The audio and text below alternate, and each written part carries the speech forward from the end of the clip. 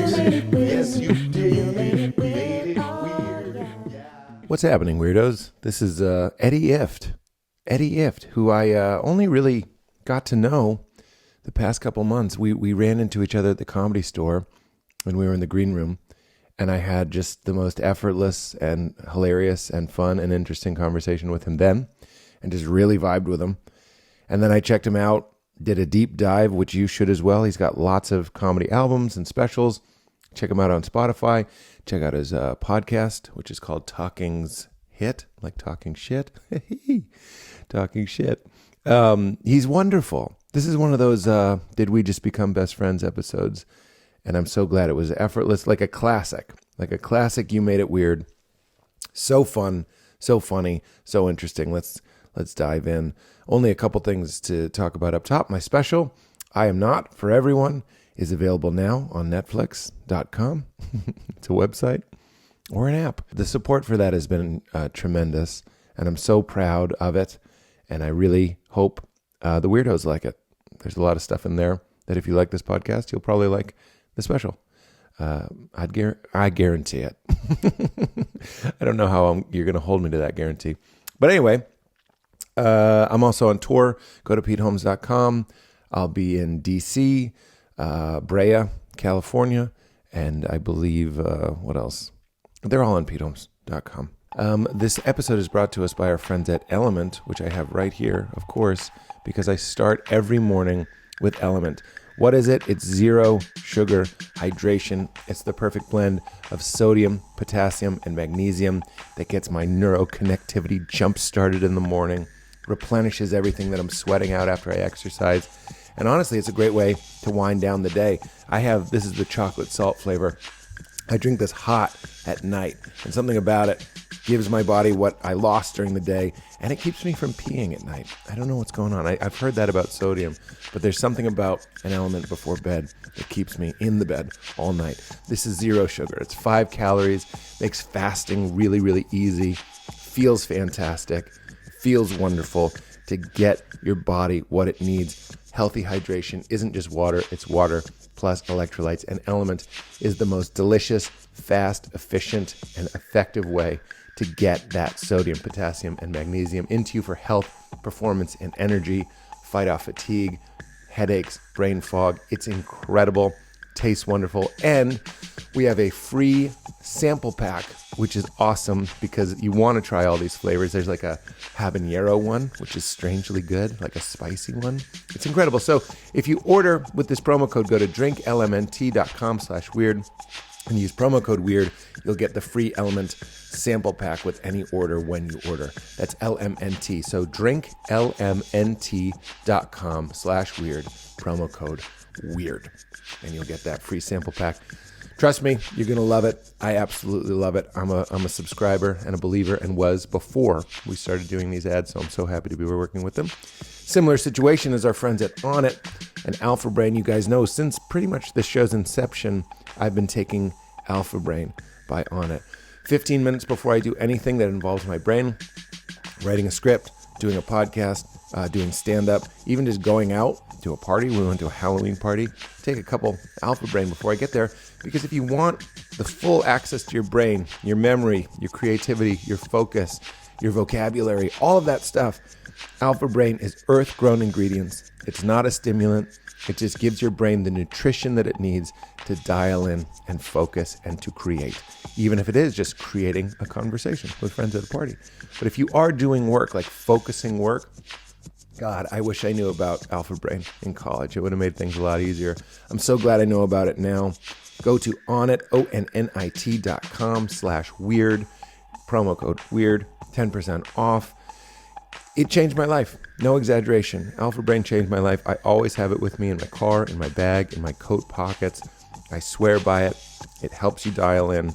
It's not like, it doesn't get you edgy like caffeine. It's not like that. It just gives your brain, it's like giving it food, like giving fish food to your ideas. So go to onnit.com/weird for 10% off everything you see on that landing page. Support your brain, support the show. All right, everybody, let's enjoy Eddie Ifft together. Get into it. Get that microphone and tell everyone how your wife is too good. Oh, you're just going right now? Or are you? Yeah, but we can edit this out. I always. Do you want this? No, I don't care. You want to edit it out when I I don't plug care. your wife? No, I can say anything Laguna about her. Beach textile my company? life is so transparent. I'm an open book. Did you realize that the show Transparent was transparent? No. Transparent. It's like when you realize the Beatles is BEAT. It's like a joke on the beat. And transparent was a transparent. Oh, did you know that?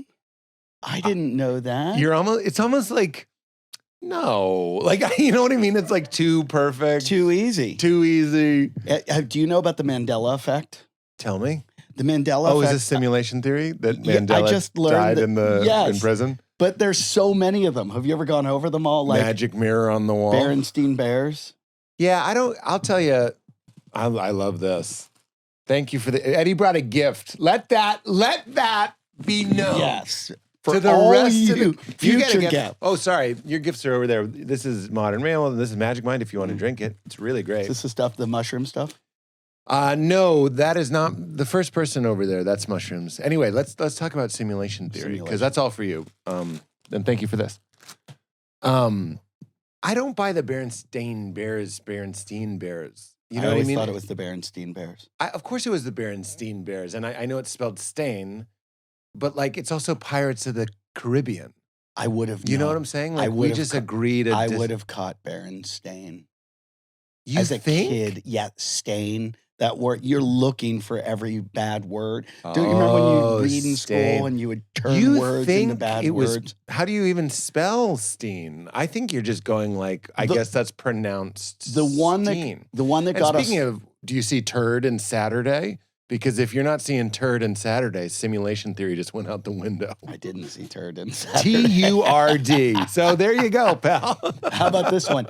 Did you know Queen, the end of the song, we are the champions. Yeah. We are the champions. We no are the time for champions. good. There's no time for My losing. friend. It's not my friend. Yeah. It is my friend. There is no my friend. Shut up! I swear to God. We are the champions. We are the champions. My No friend. time for losing. There's no my friend at the end. Not at the end, but in the middle. In the middle there is, but not at the end. And everybody sings it. My friend, but it's not there. But because it's in the middle. That's Look, what I think. I'm all That's here. what I I'm think. here for this. No, I'm not. I'm against it. You are? I'm against it. And I think that's why. I think you've heard it so many times that you just keep saying it. And misinformation, like, well, mirror, mirror on the wall, that's the other Which one. one's that? People say, for people that don't understand what we're talking about, these are like, what would you call them? Mass agreed mistakes. Yes. Like large groups of people believe something wrong. Right. And people are like, well, that's because they're not wrong. It's kind of funny when you say it like this. It's because we live in a simulation and there was a glitch. But like, it's a really fun feeling, like a stomach droppy, Sure. the world is magic kind of feeling. I want the when world you to be catch one. magic. I want all these things to happen. I want every conspiracy theory to turn out to be right. Oh, sure. But I know they're not. I was just in Utah and my opener was like, God, I hope you're right. Like to be, look, I might not be correct, but this was how the Latter-day Saint Mormon afterlife was explained to me. It was you get your own planet and your spirit wife and you populate it with spirit babies. And that's kind of what God did here. You get to be a God, but you do it by having celestial sex. And I was like, I hope you're right. I hope you are blowing space loads.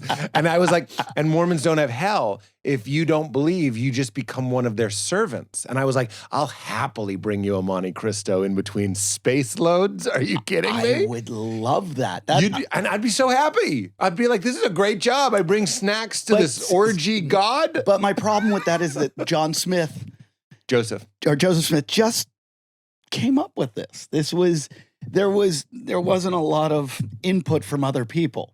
I'm with you. And look, I don't happen to believe that the story is true, but You're not wearing magical underpants? I am. Okay. But it's a G-string with a vibrator on my butthole. And that's the only way I can not come. The problem is I'm actually always coming. I don't know if you know this about me. Like wow. I'm always just jizzing. I'm wearing a garbage bag. Could you imagine? Could you imagine if that was your thing? Like that was. I have to stop myself from jizzing. You're just like I've had to learn Kegel exercises to stop from jizzing. Yeah. I'm in a Well, that constant is orgasmic state. Some people are too sensy, right? Well, that's why you keep the foreskin. The foreskin helps you have sex longer? Yeah. No, less. If you have foreskin, you're more sensitive. If you It's have covered and protected all the time. And then when it comes out to play, Badoo! yeah, it's Because very I was just sensitive. going to say, what is the evolutionary benefit of having sex longer? There's absolutely no benefit. In No. fact, having sex quickly would be rewarded Sure. evolutionarily Sure. because, so I live outside of the city and people sometimes are mauled by wolves and stuff. And it's always when they're peeing. It's like a biker will pull off to the side of the road and take a leak. And animals know, you know how your dog wants you to watch it while Right. it poops? You know, everybody seems to have that joke that the dog like looks at you. Yeah. He's saying, watch me, because I'm vulnerable, because I'm shaking and I'm squatting and I'm vulnerable. You just made me feel like such a hack because I do have that joke. And I was like, Not a and it was- hack, it was not a one of- hack. But it was one of those ones I was like, no one has this joke. You know, when you think Let no me one put it has this way. and then everyone has it. No, I don't know. I think I've said it before, but I don't think it's a hack. I have the joke because my father-in-law, Hack judge. my father-in-law, have hack judge. my father-in-law pooped in a neighbor's lawn. Hmm? Just pulled down his pants and pooped in a neighbor's lawn. Why? For 'Cause revenge, or you really had to go? he had to go really badly, and he just dropped his drawers. Which means it was kind of loose, probably. It wasn't. Nobody really needs to Yeah, let out a it was perfect that. poop. But he did the look, the dog look, the It was look at you. real quick. You just go, it was that. You Yeah. acknowledge it wasn't. It was a bag of Skittles. Yeah, It was. it was. But I mean, He watched you to watch him. but we had to lock eyes. There was this moment of, Well, yeah. Also, look out for the neighbor. I mean, you know what I mean? Like, we have other threats. Shame. well, an I thought he was iPhone. going to the neighbor's house to go knock He on their didn't make door it. like a normal human should. Even that, I was worried about him going to a random neighbor and being like, "Hey, can I come?" Can you imagine if someone knocked on your door And was said, like, can I shit? "I need to come in your house and use your There's a toilet." face that we all know how to make, but we don't know how to do it on cue. Like, I couldn't do it right now. But if I really had to shit and you go into a place where the Someone would bathrooms, feel it. there's a face. Yeah. Like, and it's Yeah. only for that. And it's not just for when you need a bathroom and it's an employees only bathroom or whatever. It's a face that you make that says like, I'm really not kidding. And it's a subservient face. It's a face that says, I yield That to you. face doesn't always work. It never works. I took that It face. almost doesn't work. I took that face into a place. I forget something, Pittsburgh Tavern or something on the top of Mount Washington. I would like to know their name so I could trash them. Yeah. I took my daughter. We were home in Pittsburgh where I grew up, and I had my daughter and my son. And my daughter's like 8 years old. She's 8, so it was just recently. Wow. And there's nowhere to go at the top of Mount Washington that overlooks Pittsburgh. And I'm like, I'll take her to the bar across the street. Wait, It this ha- is for her? Yes. And I go in and it's a restaurant, like everybody's eating. And I gave the guy the look, like she had the look, I had the daddy look, like, Yeah. we need your bathroom, please. Yeah. And the guy goes, sorry, can't use it. He goes, it's for customers only. And I was like, okay. And he goes, if you want to buy something, and it was a crowded restaurant. And I was like, I'm dead inside right now. that's what I felt like. It's one of those things in those situations, I usually hand somebody too much money. Oh, just to say fuck you. Yes. You're like me. I'd go, here's $300. Yes. And I go, Because fuck you, Yeah, that's and- why. and I hope this buys something that kills Yeah, you. yeah. Go buy a motorcycle. Go buy a $300 motorcycle will definitely kill you. Go buy a crossbow, Yeah. you shit. Yes, drive right into an intersection today. Because and to me, the kid, an 8-year-old, an 8-year-old. even I'm going to extend it up until under 18. I'm going to say up until 16, the kid, all rules go out the window. Yeah, a I kid has just to felt go. like, and A and kid I get, has to go. I get it. This isn't a very touristy area where they probably get a lot of requests, but we both had the look. The look like this kid the look has says it. to go. And it was so disheartening. My daughter was just like there are She people should this have cruel. father-in-lawed it and pooped it on the lawn. That actually would have been a great idea. And she should have done it right there in the lobby I and had been a- like, I had a- can I buy my own shit back? I had How much for my own shit? Like she shits on the floor and then goes, how much for this? Does this count as a purchase? And if it does, I'd like a receipt. I want you to type in blue ink on white paper, one human shit, ... $7. And please put a tip line because you're getting a big tip. You're getting a big tip for dealing with this. I'll tip 100%. You're getting $14. I had a guy shit on my walk. What? Like, I had a neighbor, or not a neighbor. There was a guy. I used to live with Steve Byrne. I didn't know that. I love Steve. Years ago, we lived in Venice together. We both moved to New York together. And we're living in this cottage in Venice, like half a block from the beach. And one day I come home and there's a guy under the house. Like he's going under this little hutch. And I go, hey, excuse me, what are you doing? And he goes, oh, your roommate said I could stay here. And I was like, okay. I was like, and Steve was always having guests. So I was like, and you know what? Steve was always having guests. and I was like, Did you say to one of them they could live under the house? It's like, you're really Who is pushing this, it, Billy Steve. Goat Gruff? We're going to let Billy Goat Gruff live under the... We had Joe DeRosa enough. Now you're going with See, that's the perfect place for Joe. I Yeah, say that with it full is. love. Joe would be like, I deserve this. And then put the grate back down. There's hoagie wrappers everywhere. I'm making sandwiches. Yeah, I'm making sandwiches. That's where Joey Rose's sandwich shop was born, under a house. So the guy's under the house. And I was like, okay. And every day I would come back and he'd be gone or something. And I would give it a little look, see what's going on. And every day he was adding to it was like, under a Venice house. Wait, did Steve Crawl say he space. could stay in the crawl space? I think Steve said, I said, Steve, did you tell this guy? And Steve goes, oh, I told him he could store some stuff there or something. And I went, okay. And the guy had one half white mustache. Okay, if you have half a mustache, you're going to have to go No, I mean, it down. was full mustache. Half of it was white. Oh, a full mustache and Full half mustache, white. half was white. So God gave him a weird look. Yes. Yes. That Okay, I can look the terrified other me. way on that.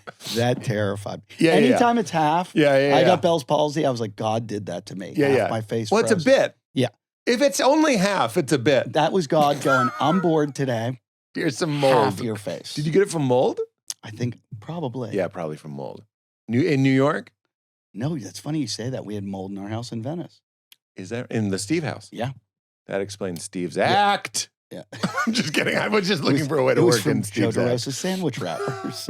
So Cheese is mold. Cheese is mold. Your defense is cheese is mold. so By the way, great sandwich. Have you ever been to I Joey haven't, Rose's? but I want to. It's actually Yeah, I've really, heard. really good. Yeah. Yeah. All right. I couldn't see Edit him that doing out. it unless it. No, You I know. You don't like to give Joe compliments? I'm completely joking, but if I do, I'll say edit that out. It's Okay. really good. Okay, so half mustache under the house. He starts to put shelves, beds, mattresses. He's running electricity from our laundry to a cable. Is Steve like Jesus Christ, or is he just an idiot? You know what I mean? Was I it like a move of compassion, or I was he like? honestly "He's not think gonna put it's a shelves in there"? combination. Steve's a super generous guy. He is, yeah. And I think part of it was like, I probably would have let the guy too. But as he started to Go too remodel, far. Yeah. you know, Yeah. when we were watching Is TV, that the Property Brothers down there? when we were watching TV and we heard boom, boom, boom. Can Yeah. you keep it down? No, shut the fuck up. Swear. Shut the Boom, fuck boom, up. boom, Shut on the fuck floor. up. I was just giving a look to Katie because I was like, isn't it funny I said the Property Brothers because Jonathan Scott was on the show yesterday. Which Shut is clear. up. Yeah, which is clearly why. You So only had one of them? just one of them. How- Yeah, Drew Dude. and I have a beef. I'm just kidding. I'm just kidding. How did you only get one? I thought they're like the Sklar's. They have to come together. You know, I've always wanted to have just one of the Sklar's on as well. You know why? I think that means a lot to twins. I think that's like I would think that's that like too. watching somebody when they poop on their neighbor's lawn. I would like think it's that too. It's like a real. It's not why I did it. It's because I met Jonathan in the wild, Uh-huh. twinless. hmm So that's how that happened. But Do they go away from each other? I think so. But I they thought lose they have to power. be- It's like a Wi-Fi. I thought it's like the signal. Amazing Race. They have to be able to see the other Is that one the at all rule? times. You have to be line of sight? Yeah, I think so. Okay, so you're in your house, and Steve Byrne let a half-white mustache man Yeah. move in downstairs. He starts putting in shelving and bedding. Shelving, bedding, And you guys lighting are like, candles. You The can't gas, light a candle under the house? gas leak with lighting candles. So he's dead? No, he's not dead. Then these construction guys down the street come down and they go, hey, what's up with the guy under your house? And I said, I don't know. They said, he's got a new bicycle every day. And I went, oh. They're like, he's like a known bike thief in Venice. And I was like, uh-oh. So then they said, we think he stole A known bike thief? we think he stole our tools. And I was like, okay. They're like, can we go under your house? I said, sure. Why don't you join us? You know what? Why not? At this point, Everybody why not? get under there. Yeah, there is room at the inn. So he goes under and he's like, here's all our tools. And I was like, oh, the guy's so then I say, the guy's got to go. So I tell the guy, I go, hey, listen, man, I understand you stole some stuff, blah, blah, blah. Were you chill like that? Yeah, but he was a bit aggressive, like a thief might be. Yeah, like a homeless Venice thief would be. And Venice is a good flavor for this he story. had You have to told- say a Venice but like flavor. he told me he was down on his luck, and the first day he was like sweeping my steps. You and just I'm didn't like, know he wasn't getting lucky stealing stuff. We had Craig Gass live on our couch for 6 months. Oh, wow. He was a way better guest than Craig Gass. Wow. Like Craig Gass. Yeah.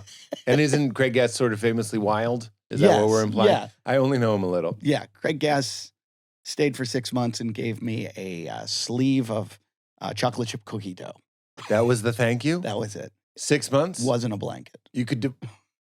And you're a gift person. Yeah. And you're like, No, I didn't care. I just no, one I day- know, but when he- you give good gifts, it's he bad just- to get a he sleeve of just cookie said dough. to me, he goes, hey, he came home one day and my girlfriend was with me at the time. And he goes, hey, do you like chocolate chip cookie dough? And I was like, who doesn't? Is there Yeah. anyone in this world? Yeah, that we doesn't? all risk salmonella for it. And, Any day. And then he goes, because Ralph's had a 2-for-1, so I got you one. So he didn't get you one. Ralph's got you one. Ralph's got you mean, one. Don't tell me. I know. Don't tell I me. know. That Why would you comedians are tell? lunatics. So I got this one free, so it means nothing to me. So here you go. Comedians are not talented. They're disabled. I agree. it's And a you know what is complete- another mental illness? Fame. Fame is a mental illness. Fame is a detriment that creates a mental illness. I like that. And I always am like, careful what you wish for. I have tiny, little teeny bit of fame in Australia. Yeah. And I get there, and the first 2 days I get there, I'm like, this is awesome. And day 3, I'm like, how do I get rid of this? Oh, wow. Really? And- What is the how do I get rid of it impulse? When I do dumb things and people will be like, I saw you. you're Eddie Ifft. And I'm like, yeah, you just saw me. Do You that. saw me. Yeah. Do surveillance while my father-in-law took a dump on a lawn. Yeah. And I'm just like, God, why? Why did I ever want any of this? And the When I grass. was younger, I wanted it so badly. Can I say that salmonella is to cookie dough as an unwanted pregnancy is to sex? It's a very good analogy.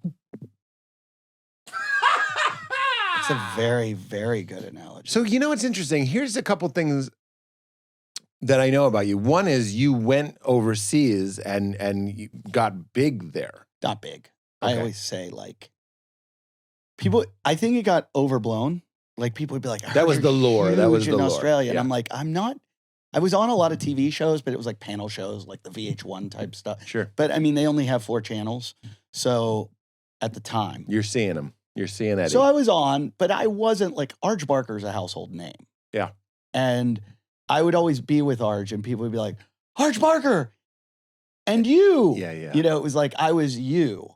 Yep. And if I wasn't with Arj, a lot of times no one would know who I was. But Yes. because I was with Arj, they're like, oh, other American comedian. Yeah. But Arj was gigantic. What was the play? Who told you about going overseas? And were you frustrated? Like, what Oh. the fuck is with America? Oh yeah. Yeah. I What was that period of your life? By the way, maybe you don't want to talk. Can I say No, this I can talk before? about anything. We're not going to forget to talk about that. I was listening to your newest record on the way in, Malibu. Sweet Home Alabama. Sweet Home, Alabama. Yeah. And you're like so talented. You're really, really good. I really appreciate that. Yeah. I really, really do. And it's not just that you're killing, and you are, but you don't lull. This is the same compliment I gave Sam J, but meaning I'm saying that because I want you to know I mean it for both of you. It's like running water. It's natural. You know what I mean? It's because I talk a lot.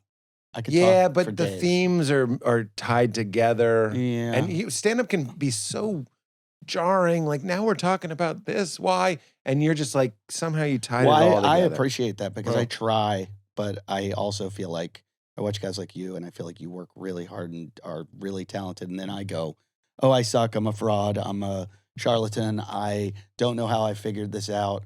I think we all feel that way. Okay. When I watch a great comic just doing the craft, it doesn't matter if it's Dave Chappelle, super famous, or I don't want to name someone not famous, but somebody not famous, an open micer who's doing it. I'll still be like, God damn it. You know what I mean? Yeah, You're just like, yeah. fuck. I had a show not that long ago where I got off stage and I said to Matt, who tours with me, I was like, am I done? You know what I mean? We're never that far. And he was like, Pete, listen to the tape you killed. But sometimes you're so tired. But you know that's what what I mean? makes it like golf. I don't play golf. I hate golf. I agree. But golf, I already know where played you're as a going. kid. You hit that hole in one and you go, I could be a pro. I did it. I'm a pro level. I shot one shot into the hole. I should do this all the time. Everybody should watch me. And then there's a day you go out and shoot 150 and you're like, I'm done. I can't believe my parents kept me. Like, they should. Buddy, I feel so seen. I also use the same analogy. And after that show, which was great, by the way, it's just sometimes you're so tired and vulnerable and like tender, and you've been doing too many shows and you're doing the show and you're feeling something that isn't happening except inside of you. You know what I'm saying? But you get off stage and some of I'm not going to lie, some of the lines I was like, that just didn't work. And I'm like, and that's like one of my favorite jokes and it just didn't work. Yeah. And it's a joke that like works or doesn't work. Like there's a point and a twist and the twist is revealed and everyone's like, it's so I the get worst upset. feeling. But yes, and I love what you're saying because what happens, and I'm getting closer to being able to do this in real time, is you go, this is what makes stand-up something you can do your whole life. Endlessly interesting and compelling and meaning-making because you never know. You might go up and it might be kind of... Right. If it was always just home run derbies, you get bored of that. But a thing that I've kind of programmed into my brain to make me get through that is there are times when I used to sell merch a lot. And after the shows, the nights that I would feel like I didn't do so well, I would sell the most merch. And I don't know if it's they felt sorry for me. No, I'm going to say it's not that. Or they were listeners. And the reason I say that is I don't laugh a lot, but I'll go, oh, that's funny. Yeah. That's great. I love that. That's incredible. You'll hear me cackle when something goes awry or something shouldn't have happened or they say something that the crowd doesn't laugh at that I think is so, and I want to show the crowd like, you're all dumb. Yeah, you eat crab guts. Yeah. Everyone else is eating the claws. And you're like, give me the You're guts. missing out on something so fun. I'm with you. So I went to see Jon Stewart once. I used to have the same manager as him. And I was doing a show at Acme in Minneapolis, and my manager goes, hey, you want to go see John? I was like, I'm kind of at the same time, but I'll go watch like the first half of his show. So I went in, and I'm like, he got me like great seats, and I'm sitting right in the front. And it was, nobody talks about John's stand-up that much, but it was one of the best. I saw like the first 45 minutes. It was like one of the best sets of comedy I've ever seen. Wow. I was blown away. Edit that out. And, Edit that out. He's had enough. He's had enough. Can't we instead start the lore that he's like, I laughed twice. I saw. I laughed twice. I was like, huh? And I said to myself right then, I was like, don't get mad when they're not laughing. Yeah. Like, but you get that feeling. When you walk off and somebody goes to you, and you had a bad set, and they're like, you were great. And you're like, no, I wasn't. Yeah. Like, I know. Yeah. But wait, how did the Jon Stewart set tie? Were they quiet at points? No, I was Oh, really you quiet. were quiet. And I so see. I was like, don't Now I get mad understand. at the audience when they're not laughing. This is actually where you and I, in my opinion, we had like a classic Comedy Store green room hang where I felt really close to you. I think I even said that. I was Which like, is weird, I feel 'cause- really close to you right now. We missed. Yeah, we missed. That's exactly right. You came in the generation of guys that just stormed the business. Like The Blitzkrieg were known? I don't know. You I'm just did. kidding. There was a whole group of you. What if I meant that? You mean the Blitzkrieg? That's what we've been calling we have a thread. We have a text thread. We met. There's a guy called Churchill. The Krieg. Yeah, we missed each other. I was in New York. Which year did you start? In New York? Yeah. I moved Were to you New Chicago York. first? I was Chicago from 2001 to 2004. Then That's it. 2004 to 2000. That's why we missed. Yeah. Because I was New York from like 97 to about 2005, 6. Yeah, barely. And I was And you wouldn't have seen me then anyway because it was open mics and stuff. and I was going to England a lot. Yeah. And so when I came in, it was like a nightmare. It was so mean. New York. Oh, Can I say nothing? I just love that you're pointing this out because it fucking was. it was the meanest It thing. was so mean. So mean. Every conversation was something that I'm like, like aghast. It was either mean or it was like something, a story a pirate would tell. Yeah. You know what I mean? Yeah. And we stole their rum. And you're like, but Jesus Christ. now I feel like that guy that like I went through it. I you do know, too, But of course. but No, I don't want anyone to ever have to do that Me again. too. Dude, it was me and Nate Bargatze standing in a circle out front the cellar. We weren't performing there. We just go and hang out there. And it's, and these aren't bad people. I'm just saying they were like. Yeah, they are. They're terrible people.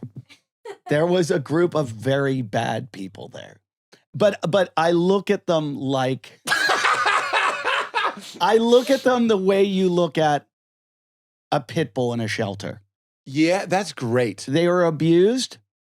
They're talented. That's why they're talented, Yeah. because of the abuse that was inflicted on them. This is good. But they're going to bite you. yeah, that's And right. they're going to bite your friends. Can I tell you one that I've told this before? And it's Billy Burr, and we love Billy Burr. But and there was a time when I was just so tail between my legs, open mic guy, and I said something stupid, trying to be funny. I didn't know how to be that level of confident with like fucking all these greats, all these murderers, and me and Nate, and we'd just keep our mouths shut. And then I said something. It doesn't matter what it was. Like, yeah, that's why Eddie's wearing navy. It's because they don't have army blue or something. And they trounced on you. Worse. Okay. Everyone was talking when I said it. Mm. The only one who heard me was Bill. And Bill goes, he said, and they were still talking. And then he waited. And I watched him wait. And he was like, he knew as soon as they stopped talking, like the newspaper, he's going to tell them, he said, and he did. And the most emasculated is maybe not exactly the right word, but I felt really, really maybe neutered or just fucking sad, as you waiting told- politely for Bill to introduce the topic. As you told me that, I could feel like it was like the trauma coming. It's back. trauma. It's It is. And that's why we're ritualistically reenacting childhood trauma. I'm always saying that, but you have to get curious about what is the pain that's familiar to you and how does it attract you to situations, relationships, people, friendships, jobs that like help you feel comfortably uncomfortable. Does that make sense? That makes total sense. And then when you get older, you go, I'm not doing that anymore. And I'm not going to do it to the Yes. young guys either. No, I'm not going to. I was in a fraternity in college and they tried to haze me and I was kind of like, no.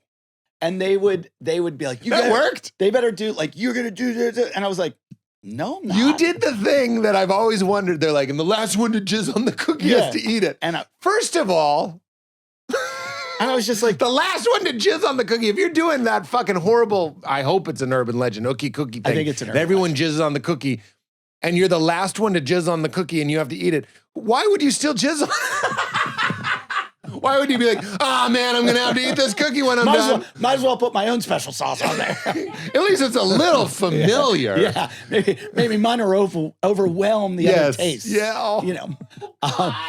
I hope that's not real. No, so when I was in the fraternity and they would do it and I would just go, no. I and love it. They would go, okay, because they really couldn't. And so then These are college kids, yeah. then when I became an older brother, they'd be doing it and I'm like, this is ridiculous. And they're like, you're not going to go to the, and I'm like, no. And then I'd call pledges up to my room and they'd be like, making can them hide do here. things. And I'd go, just sit here and watch TV. And they're like, you mean, or what are you going to do to us? And I'm like, I'm not going to do anything. Hey, hang out. Let's have fun. That's my favorite, because that is, I see why you went from where we were to where we went, because comedy is like a frat. It is. And there are people that believe in hazing. And I'm not. I think it was just the cellar. I think the cellar was worse than anywhere. And I just watched Patrice's documentary because somebody told me to see. I haven't seen it. Is there a Patrice documentary? There's a Patrice documentary and they get me in it. Like they hammer me again. And it was just like, oh, it's still happening. He's dead. And they're still coming at me. Yeah. And it was actually funny, but I think it was Burr or Norton told the story. But Jim Norton walked past stage one time. I was on at the cellar in front of like 6 people. And he just comes down to go to the bathroom. And he's as far as me to the camera. And he just, you have to like go straight in the room and then you make that right. He goes, ugh. He makes his patented sound. And the whole room hears it. He just looks in my face and goes, ugh. Goes to the bathroom, comes out of the bathroom, looks at me again and goes, double ugh. He said it again. So while he's peeing, he's like, I'm going to call it back. Yeah. And I'm just on stage like, I got to quit this business. That's why, you know what I was thinking? There was a time around the same time where I sat at a table with Godfrey. But this is different. I said something and I made him laugh. And like he was generous enough to actually like engage and listen to me. I made him laugh so hard. And I was like, I have a chance. Like, I don't really know what to make of this because I also, there's like a little badge of honor that I wear on the inside that I'm like, I went through a tough time. And I'm reading, I heard about it from somebody, The Coddling of the American Mind or whatever. It's interesting. I don't know if that's a controversial book. I have to say this now. I don't know if that's like hate speech. I just started, but it's very interesting. And it's talking about like how like negative experiences, other opinions that you disagree with are really good for like sharpening you up and I just heard someone talking about the Navy SEALs and the reason why the training is so difficult is because they want like insane people that, of course, like will go through anything to do it. That makes sense. And then I'm like, but I think we've seen something really interesting with comedy is that like we have a generation that isn't coming up through knife fights. Not at all. And a lot of them are fabulous. I can't say everybody is, but that's never true. See, I'm going to disagree with you there. That they're not fabulous? I'm a big fan of action sports, and because of the What does that internet, like skateboarding, BMX, surfing. Didn't it used to be called something else? Not extreme sport? Extreme is like, I don't know. I think they just call them action. Isn't it funny that Tony Hawk looks like me?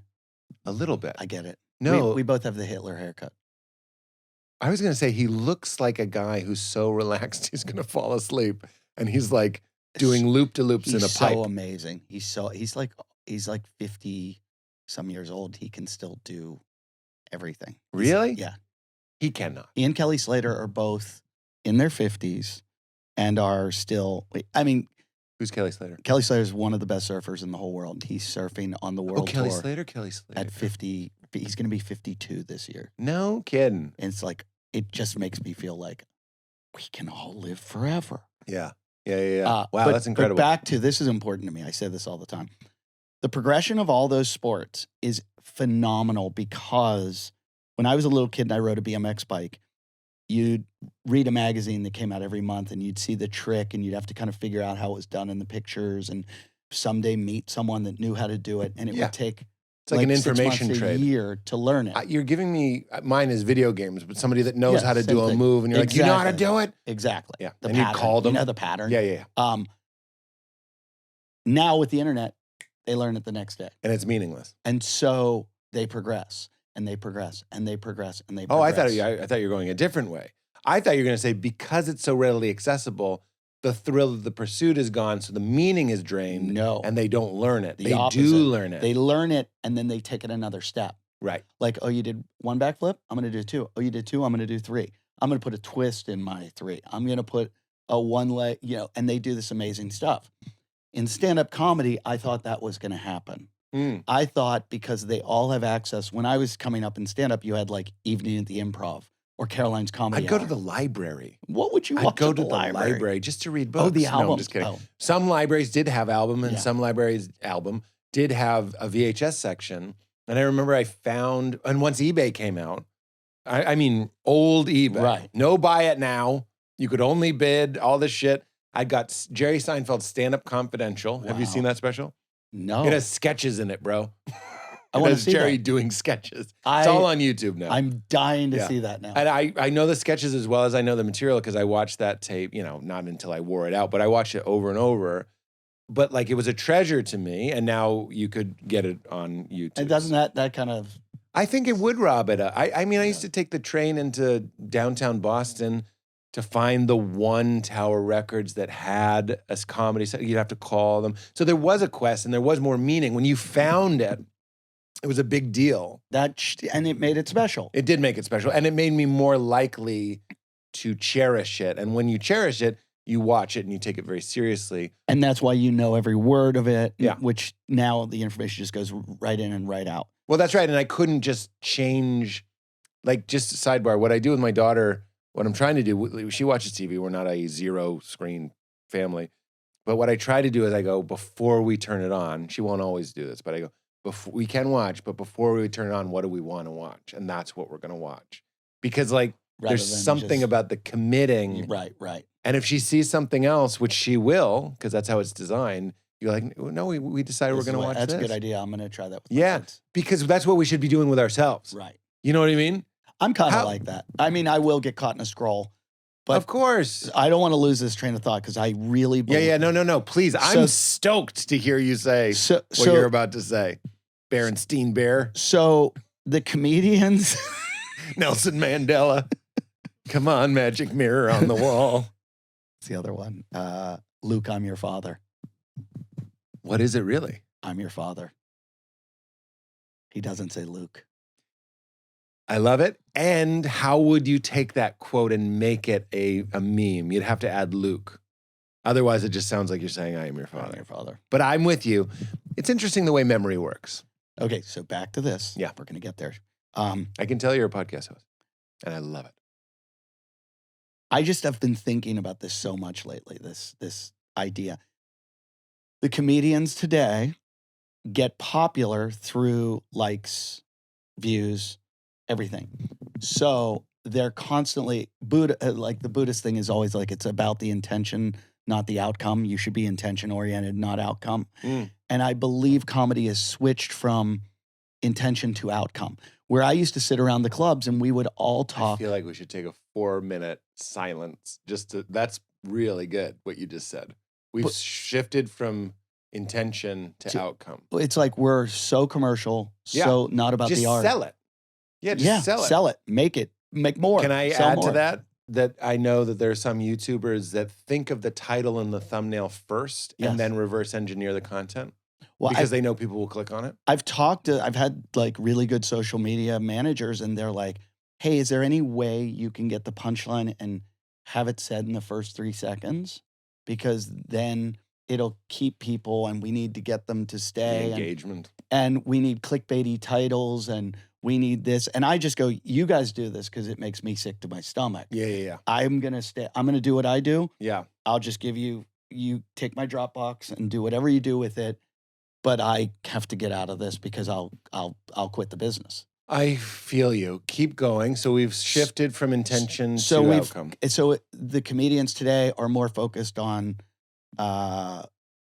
what they're making and how they're going to sell it and how they're going to go viral and be popular without doing the hard work of creating the art. Yeah. And I feel like I'm that old man and I didn't want to be it. But one night I was at Zany's last year in Chicago and I did my show And after my show, they had the Vernon open Hills? mic. No, is there one in Vernon Yeah, Hills? there is one in Vernon Hills. Is Or there there really? was. Oh, I did the one downtown. Yeah. And I went to get food and I came back and I'm like, I haven't watched an open mic in a while. I'm going to watch the open mic. Wow. So, you know, when you watch an open mic and you always see like one or two people that you're like, oh, that's amazing. Or this Yes. person's got it. Or Yeah. they're going to. Dude, I was in an open mic. Everyone knows this story, but I love saying it. And I saw someone say, you ever see a kid so fat he looks like he has a job? And I was like, that's the greatest joke I've ever heard in my life. And I can't help, every time I see a kid that's a little heavier, I'm like, he looks like he has a job. That's a great observation. Because they look like little men is really all he's saying. But like that, yes, so I'm with you. So you see it and you're like, oh my God. Well, I don't want to mention I don't know any of the names, but I didn't see anything. No name. Nobody did that. Nobody had anything that like made me go, oh. So I went upstairs because I like couldn't take it anymore. I went upstairs, I'm eating, and all the comics are up there. And I'm listening to them converse. And they're like, what lav mic do you use? And they're going, I've been editing on Premiere, but somebody's telling me I should use Final Cut Pro and blah, blah, blah, or whatever the other one is. And they're like, you know, but I was thinking of using 2 cameras and blah, blah, blah. And I'm listening to all this. And I'm just listening. I'm I'm remembering, and this is me being the old man, I'm remembering the room going, did you hear Hedberg's joke? Did you hear Geraldo? Did you hear that bit Geraldo did? I heard he did it like this the other night. But he doesn't always say that. He adds this in. And I wrote this joke. What do you think of this? What if I said this? And then somebody goes, you can't say that because so-and-so says that. And it was all joke talk.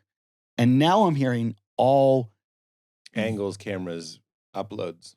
every single bit of, and I went like this, and this is unlike me, but I went, excuse me. And I don't know if any of them even knew I was the headliner earlier or anything. And I didn't want to be like, hey, I just went, I don't know if you guys, I'm nobody, but I'm listening to all of you. And I've been doing this for like almost 30 years.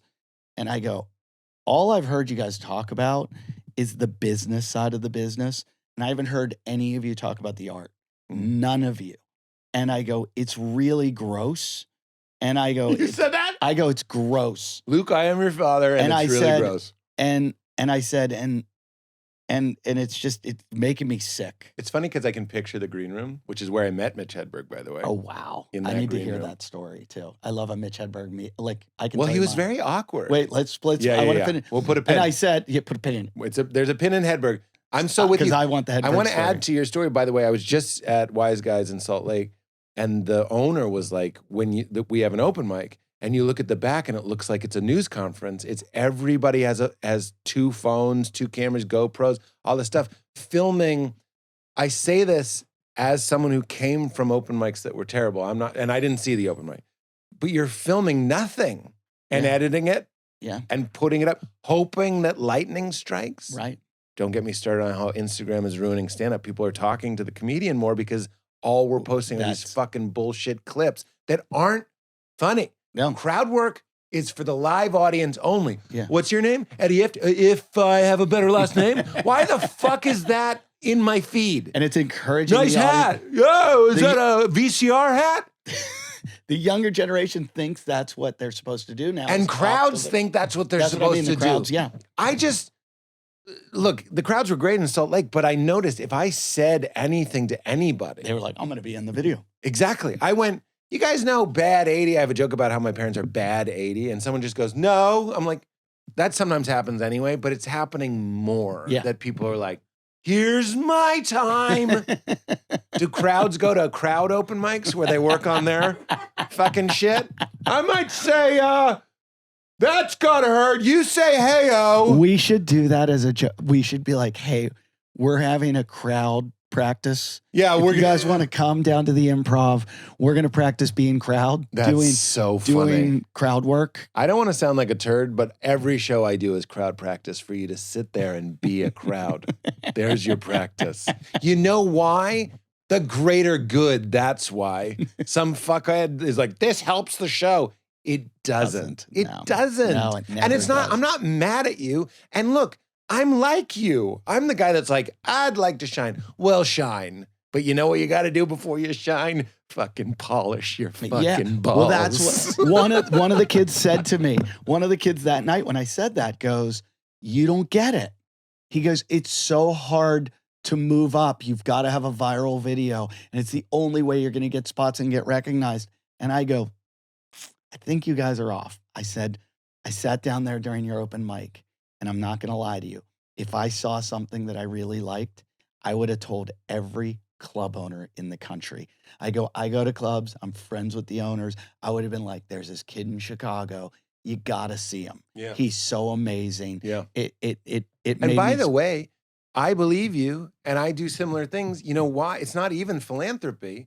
It's the love it's the wonderful flow of energy that we were given, and it's a privilege to give it. You know what I mean? When you see somebody new and you're like, God, not only is it good for them and makes you feel nice to do something good, but put all that aside, it makes you look good. Yeah. Oh, yeah. Because Eddie's in the mix. Because you're like a curator of good comedy. And you're helping comedy. Right. And I remember when I saw Gerard Carmichael at like a horrible Jay Davis show, like at some bar somewhere. An HJDS? Horrible Jay Davis show? Some of Jay's shows I got an were good. HJDS. Yeah, this was an HJDS.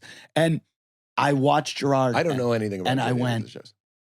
"Oh my God." Like, it was like, oh, I see it. Yeah. I see this. And that's a great feeling. Gonna, it's like falling in non-romantic, non-sexual love. Yeah. You're like, oh, someone's doing it. Yeah.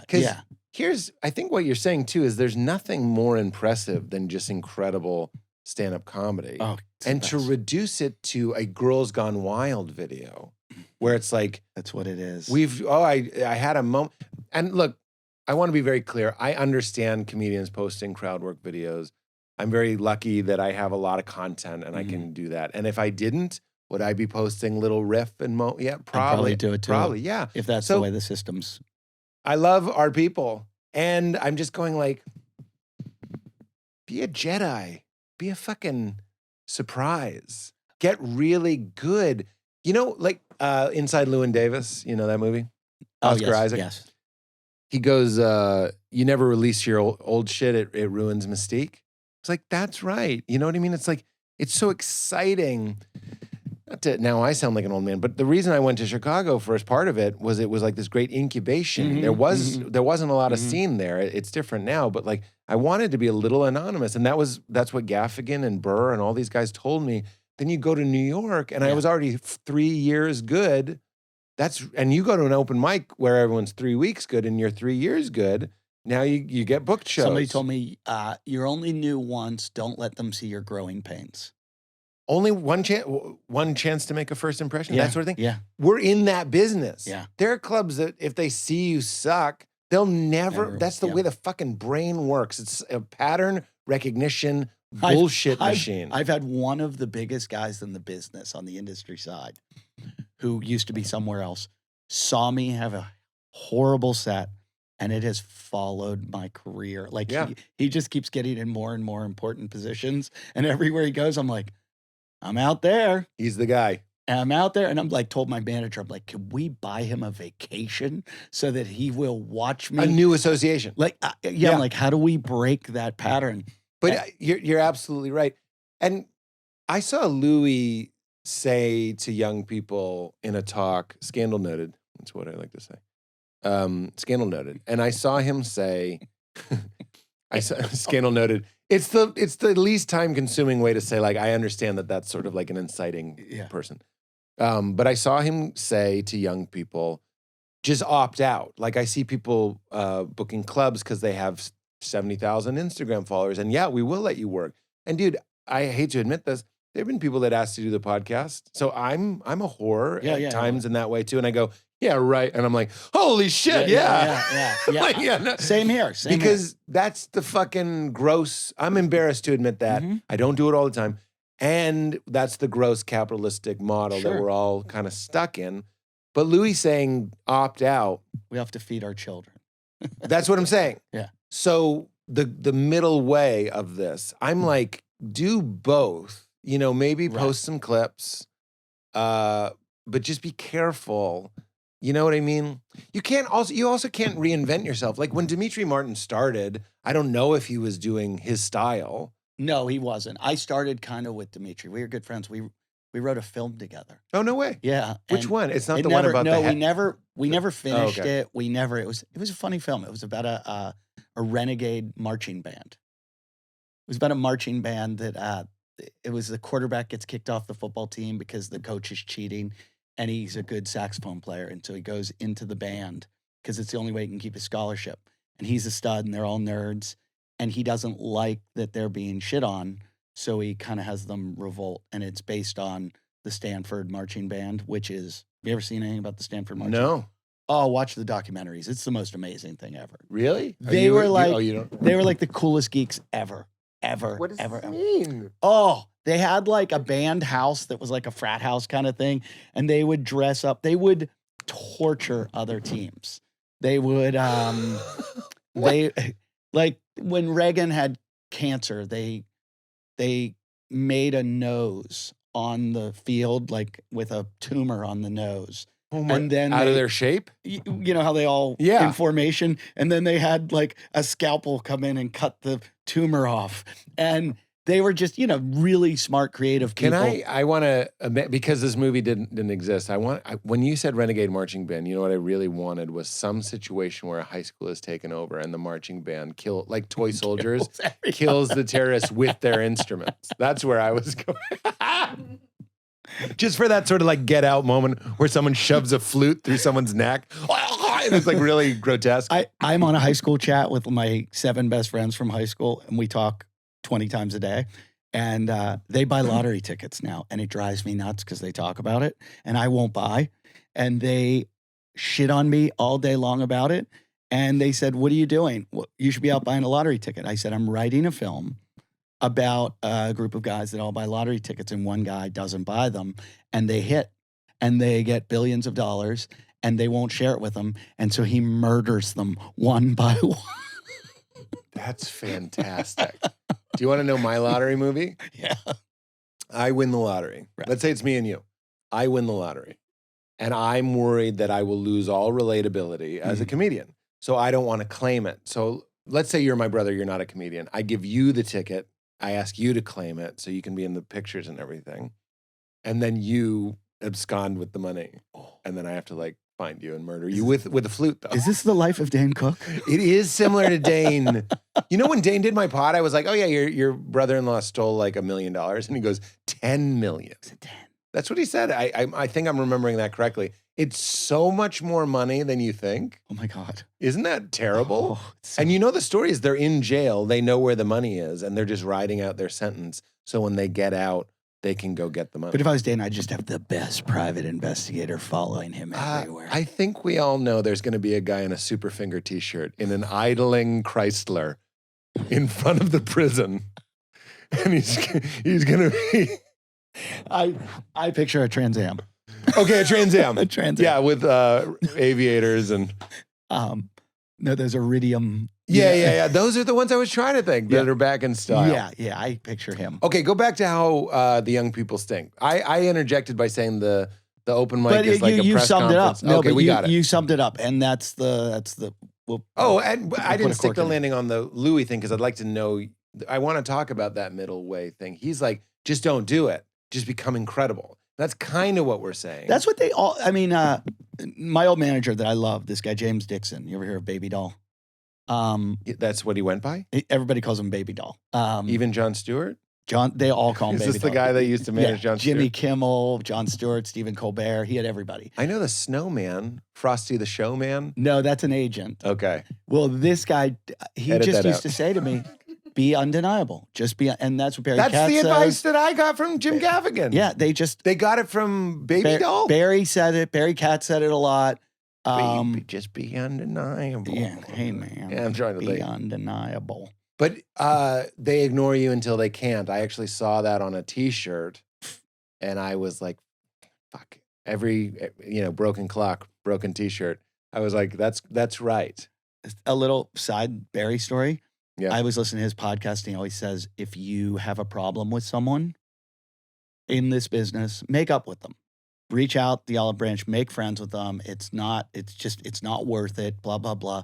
And Barry and I had a beef. So I call him. He lives out near where I live. We meet up for coffee. And I was like, hey, Barry, I listened to your podcast. And you were saying, that you should clear up your differences. And I said, I just want to apologize if there was any bad blood between us. And he goes, I don't know what you're talking about, man.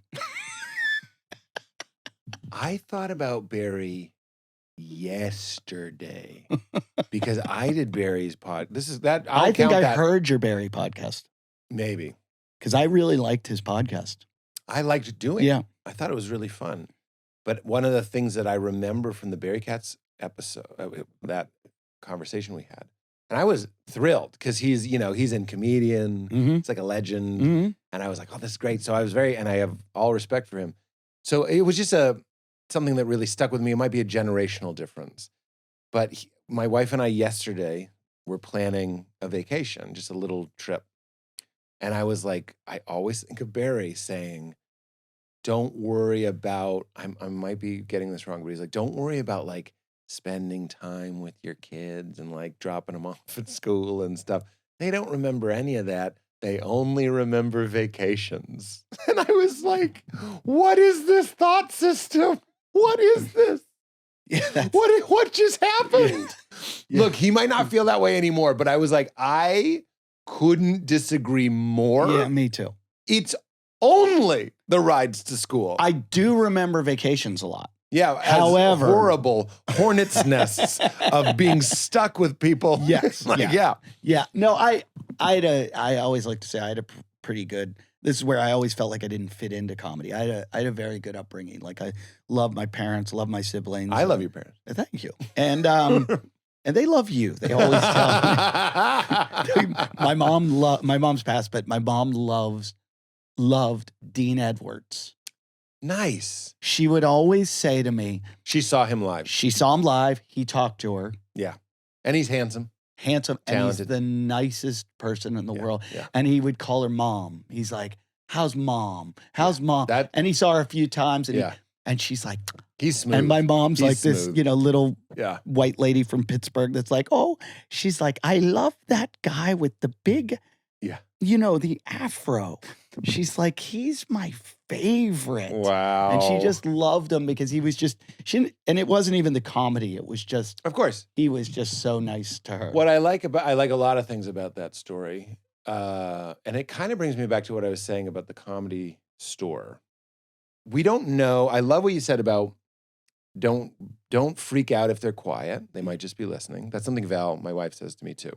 Because I'll get off and I'll be like, what was that? And she's like, Pete, sometimes they're running out of steam. Like it might not be the bit and it might not be you. Like stop taking it so personally. And that's what you said. We were talking, do you remember the exact context? It was like, I got mad. I didn't let it out, but I did get mad at some way that someone said something or ruined a bit or something. I don't remember at the store that night? Yeah, I don't remember what it was. It doesn't matter. What it was I felt something that made me uncomfortable and I was taking it very personally. And you were like, this is why I read the 4 Agreements. Mm-hmm. And I've been rereading the 4 Agreements since we saw each other. It works for comedy, doesn't it? We'll talk about that a little bit. I mean, would you mind? Because I realized I was getting in a trap.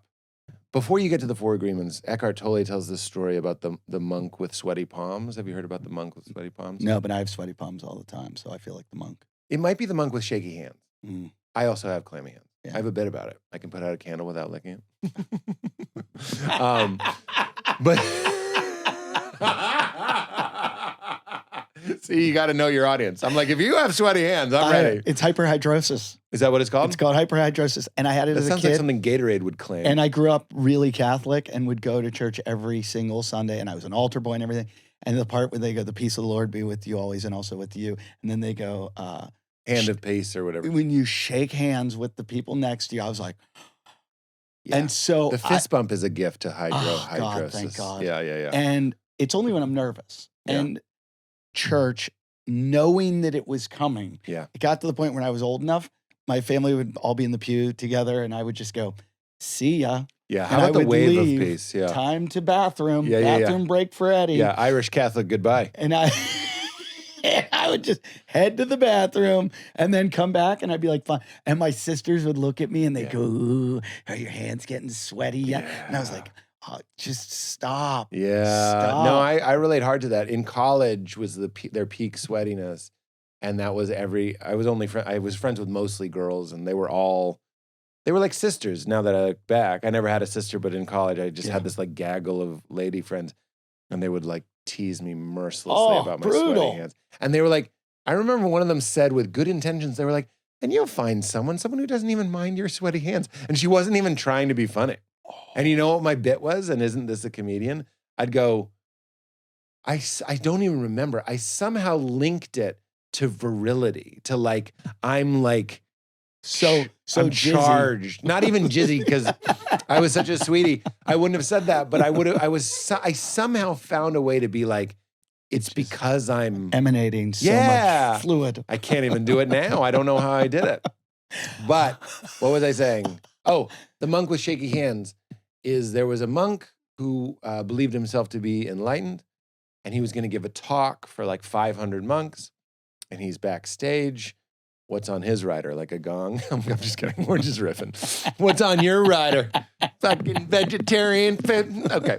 And he noticed he's about to go on stage and his hands are shaking. He's nervous. So he left. He walked into the woods like you.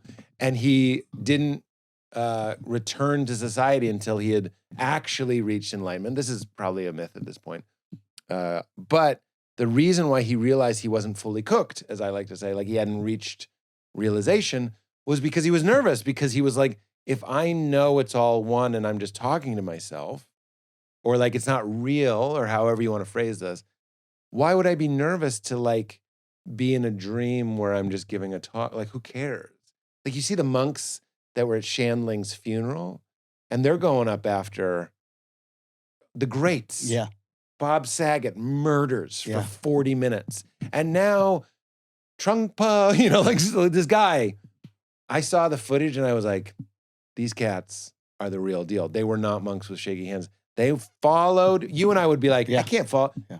Professional comedians. And they go up, they don't do comedy. They sit in a temple and they kill, and they're calm and they're steady. And they're just in this way that you're just like, oh, you can't fake that. And I like that nerves is an indication that I've forgotten that you're me.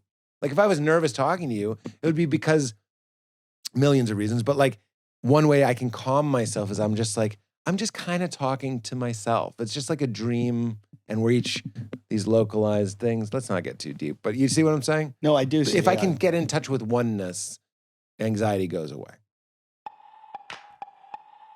Pardon the interruption, weirdos. This episode is brought to us by our friends at ARMRA. You guys know I'm always on the lookout for ways to strengthen immunity, gut health, improve my fitness, my metabolism, recovery, enhance hair, skin, radiance. Well, I recently discovered, I don't know how I was in the dark on colostrum, but ARMRA colostrum. I just discovered this. Thousands of 5-star reviews from life-changing testimonials from users. What is it? Colostrum is the first nutrition we receive in life and contains all of the essential nutrients our bodies need in order to thrive. And it turns out we can supplement this, which is really cool.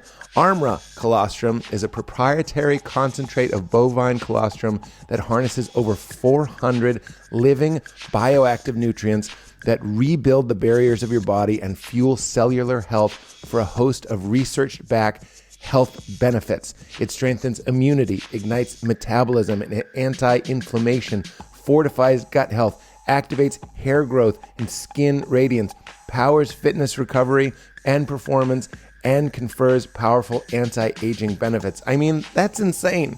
How did I not know about this? ARMRA is premium bovine colostrum concentrate, and unlike any other products on the market, it is wholly natural, sustainable, and was developed with the highest integrity from start to finish. Since I've been taking it, I'm noticing all sorts of benefits: hair, skin glowing, feeling that radiance from inside, gut health, and everything that goes along with that is improved metabolism.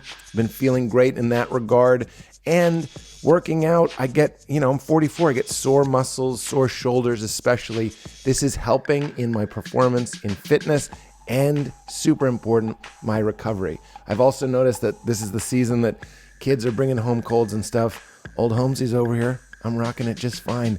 Supporting your immune system comes down so much to supplementation, and ARMRA is making a huge difference. We've worked out a special offer for my audience.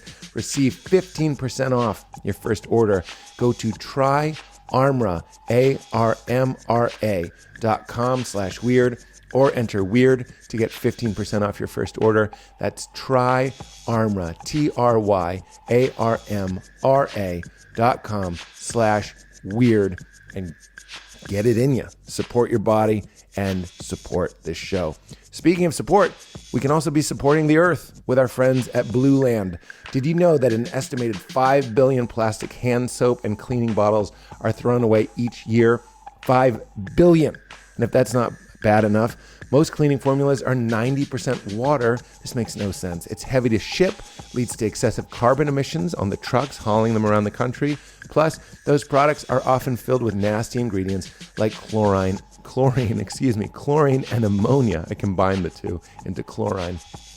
That's a lose-lose situation for you and the planet, and it doesn't have to be this way. We don't need water to be shipped around. BLUELAND is here to fix this. They're on a mission to eliminate single-use plastic by reinventing cleaning essentials to be better for you and the planet. Their idea is simple. They offer endlessly refillable cleaning products with a beautiful, cohesive design, which looks great on your counter. That's actually kind of the hook that we got into it. We saw it at someone else's house, the clean white bottles, and the mission took it over the top. We were a BLUELAND fam. Just fill your bottles with your own water that you have in your house, drop in the tablets, and wait for them to dissolve. You'll never even have to grab bulky cleaning supplies on your grocery run, and refills start at just $2.25. You can even set up a subscription or buy in bulk for additional savings. From cleaning sprays to hand soap, toilet bowl cleaner, and laundry tablets, all BLUELAND products are made with clean ingredients you can feel good about, and you'll be doing something wonderful for the planet and save some bread. BLUELAND has a special offer for weirdos. Right now, get 15% off your first order by going to blueland.com/YMIW, like you made it weird, YMIW. You won't want to miss this. blueland.com/YMIW for 15% off. That's blueland.com/YMIW, 15% off. All right, everybody, let's get back to Eddie Ifft. Yeah, well, that's flow state. That's Totally. I don't want to get all metaphysical, but I was listening like that we are the only beings that actually suffer from our past and our future. Like we have anxiety of the future and we have pain from the past, where most animals live in the now. Yeah. And if we could get to the now, which is getting to the now is what this was, somebody was explaining death to me. And they were saying that's what death is like you're almost in this like complete, like when you meditate and there's nothing. Yeah. And that nothingness, we observe the universe our whole life. And then when we die, we are the universe. Yeah. And so it's like you are God. Yes. Universe or God. Oh, I'm so excited to talk about you become, just I'm tired of talking. I'm so excited to talk about this. So you become God. You become the universe. And it's like when we achieve that. And so like the monks are the closest thing to that because they've figured out how to get to that where they don't have the anxiety or the... Yeah, because the river ran back into the ocean. Yeah. The thing that I was very excited to tell you, I always mention Rupert Spira. I think he's incredible. And he talks about how this consciousness without an object, meaning a sense of awareness, but nowhere to point it. And you could say death is like that. It's, you just become awareness itself. And what's interesting, I was doing this on the ride down. I was just kind of listening to yacht rock and just kind of being aware. And it was absolute bliss. And you notice that your awareness actually isn't neutral. It seems neutral when you are first getting into it, kind of exploring it. But you actually start to recognize that it has attributes. This like knowing presence that's looking at your eyes and listening out your ears and all that stuff. It itself is peaceful. And you could even use words like is happy, is like fulfilled, because it's one. It's not, it's separate. So we like it. Okay, that's a nice idea. But let's talk about the exploration of that idea. And he would say, every night we go to bed and in deep sleep, like your deepest sleep, not dreaming, nothing, you're just gone. He would say that's not the absence of awareness, that's the awareness of absence. So it's pure knowing, but there's nothing to know. And that's kind of like death. And he goes, but we don't dread going to sleep at night. No. We're not afraid to go to sleep at Right. night. He goes, you look forward to going to sleep at night because when you are unencumbered and naked, and I'm not thinking about, like this morning I woke up and you know that feeling where it just, that thing I was worried about when I went to sleep, like latches to me. And I go, shit, because it was so nice being asleep. Sure.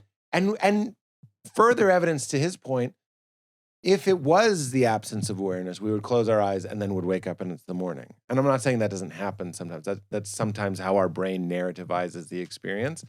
But we all know it felt like how long it felt. Like it felt like 10 hours. Weird question. Have you ever had a colonoscopy? Am I about to get one? I'd love to get one. There's a camera on this microphone. I had my colonoscopy and they gave me propofol, which is the drug that killed Michael Jackson. It says that on the bottle. That's the way the doctor sold it to me. She goes, you have two choices. You can do propofol, which is what killed Michael Jackson, or we can give you fentanyl, which killed everybody else. I mean, I'm facts, like, dark joke, but I mean, thank God real. you didn't go into sales. Yeah. I go, this is and I said, I don't like to be put into a deep sleep. I've done it for a couple surgeries, wisdom teeth. I go, I don't want that. And she goes, I think you do. And I was like, why not? She's like, because fentanyl, you're not really out. You're kind of there, and there's going to be a bunch of guys playing in your butthole. And I was like, okay, let's. Did she say playing in your butthole? That's exactly. Those were her words. Who is this doctor? Yeah. You have to go to. Did she live under your house in Venice? You have to go to this initial meeting. I didn't finish that story. We'll get back to that. Oh yeah. Oh yeah. But so anyway, I took the propofol, which is kind of weird. And when they gave it to me, they're like, "You're out in 3, 2, 1, boom." You're just watching the credits of your life. Executive producer Eddie Ifft. And everyone said to me, they go, you are going to have the best nap of your life. It's like this sleep. And it's not. It's dark light. You are like out and you're out. It's not like sleep. It's not like, you're gone. It's the closest thing I think to being travel. dead. Yeah, dead. And I think it's because you wake up and you're like, well, what is life? Time Eddie? travel. It's very time travel. Life is is awareness plus time, right? So we can tell a story. Sure. And you were experiencing, because I've smoked 5-MeO DMT, and that also is eternal and timeless. It was nothing. What I'm saying is we're talking about eternity. You experienced, I don't know what you experienced. I'm wondering if you experienced close to the eternal. And the eternity doesn't mean endless time. Like, wow, we've been in heaven a long time. It means the absence of time.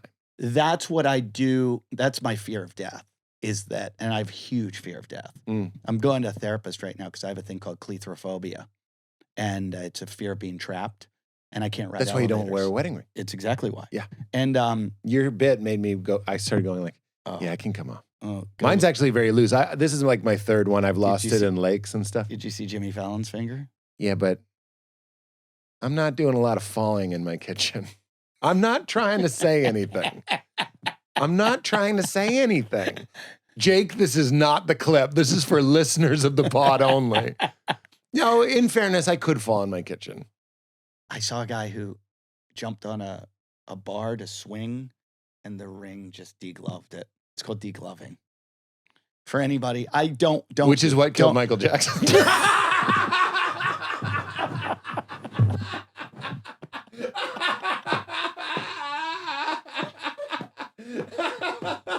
degloving. I was just thinking, Katie, we haven't had like a really big podcast where the bit emerges from the conversation. Don't anybody Google degloving. Do Horrible. not do it. I'm telling you, it's one of the most horrific things you'll ever see. And it's why I can't wear a ring. But no, I feel trapped. I can't. I get it. My dad didn't wear one either. Roller coaster bar. Yeah. Over me. You don't feel snug as a bug? I used to love them. Used to love roller coasters. I sleep in one. Belts. Could you imagine? On an airplane? That'd be great on an airplane. The airplane, I let out all the slacks so that I could slide out. But that's not safe, Eddie. I don't care. It says high and tight across your lap. And the nearest exit may be behind you. You've got that. Every time I think this, I go, it's not worth it. Go. But it's so I can slide out if I need to. Yeah. I don't like bathrooms with window, but I'm fixing it. I'm really working. You don't on like it. bathrooms with windows you can't go out of? No, if it doesn't have a window. Oh, you just want a window. Yeah, I need to be able to break out. You and know, escape. all I'm feeling is everything you're saying is completely valid, which is what my therapist used to say. He goes, paranoia is correct. We just have to get over it. Right. You know what I'm saying? So we can validate all of that. My biggest feeling right now is I wish you could experience the snugness of like the good constraints. You know what I'm saying? Mm. Like that's something that it's like when people are allergic to peanuts, I'm like, oh, Thai food. You know, when you're saying this, I'm not thinking what a weirdo.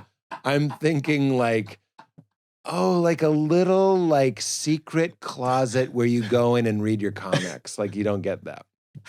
No, I'm doing this thing called EMDR. Yeah, I know EMDR. And but explain it a little bit. It's like a bilateral. You move your eyes in different ways? Yeah, you move your eyes, or you can wear headphones with beeping, or hold buzzers that buzz. And basically, the woman that founded it discovered she was working with like PTSD patients, and that she had cancer, and when she would walk through the woods, Don't tell the marching band. When they do it for non-celebrities? That doesn't seem okay. Here they come onto the field. That's how your doctor tells They you? played a song called "Get It Out" too. Oh my when they God. Took the. Anyway, she figured out that when she would walk, her eyes were moving side to side, and at the end of the walk, the fear would be gone. But it's about like your fears, starting your limbic system, and they move up. And when we're young, when all the trauma's formed, we don't have our brain's not fully formed in the frontal lobe to kind of work those fears out. Mm. And so they stay stuck kind of in our brain, and this rewires it. It sounds very similar to EFT. Have you heard of EFT? Yeah. I think it's very tapping. Is that the tapping? But it also has like you look this way, you look that way. I think it's almost the same thing. I think it's very similar. And because she does fingers like you can do. EFT, for those emotional freedom technique, which sounds so stupid, which is why we call it EFT. But like, that's one of those things I file under like, why don't I do that more? Yeah. You know what I mean? Like it works. I mean, one it session, helps. I didn't even do a session. I just talked to her and I was like, I feel so much better already. Yeah. And on to like, I get. And this is to work on what? I don't ride elevators. Hmm. And my sister lived on the 15th story in New York City, and I used to stay with her. I had a class at the University of Pittsburgh on the 42nd floor. You walked up? I just didn't go. No elevator. I showed up for the final, and the professor went, "Well, it's nice to meet you." Wow. And I was like, "Well, I just climbed Everest to get to you." Yeah, I'm not normally this wet. That's it's more than my hands. So it's inconveniencing your life. Yeah, at this point. And it's, what got me is my kids are old enough now that they're starting to make fun of me. Uh-huh. And I realize I can't be a good father because I've got to make them feel safe. Right. And if I don't feel safe, then they won't feel safe. And so I really need to fix this like quickly because they're like, my 4-year-old son's going, "Come on, Dad, you're going to ride the elevator with me." And he's like, "You'll be okay." Wow. And I'm like, do you? No.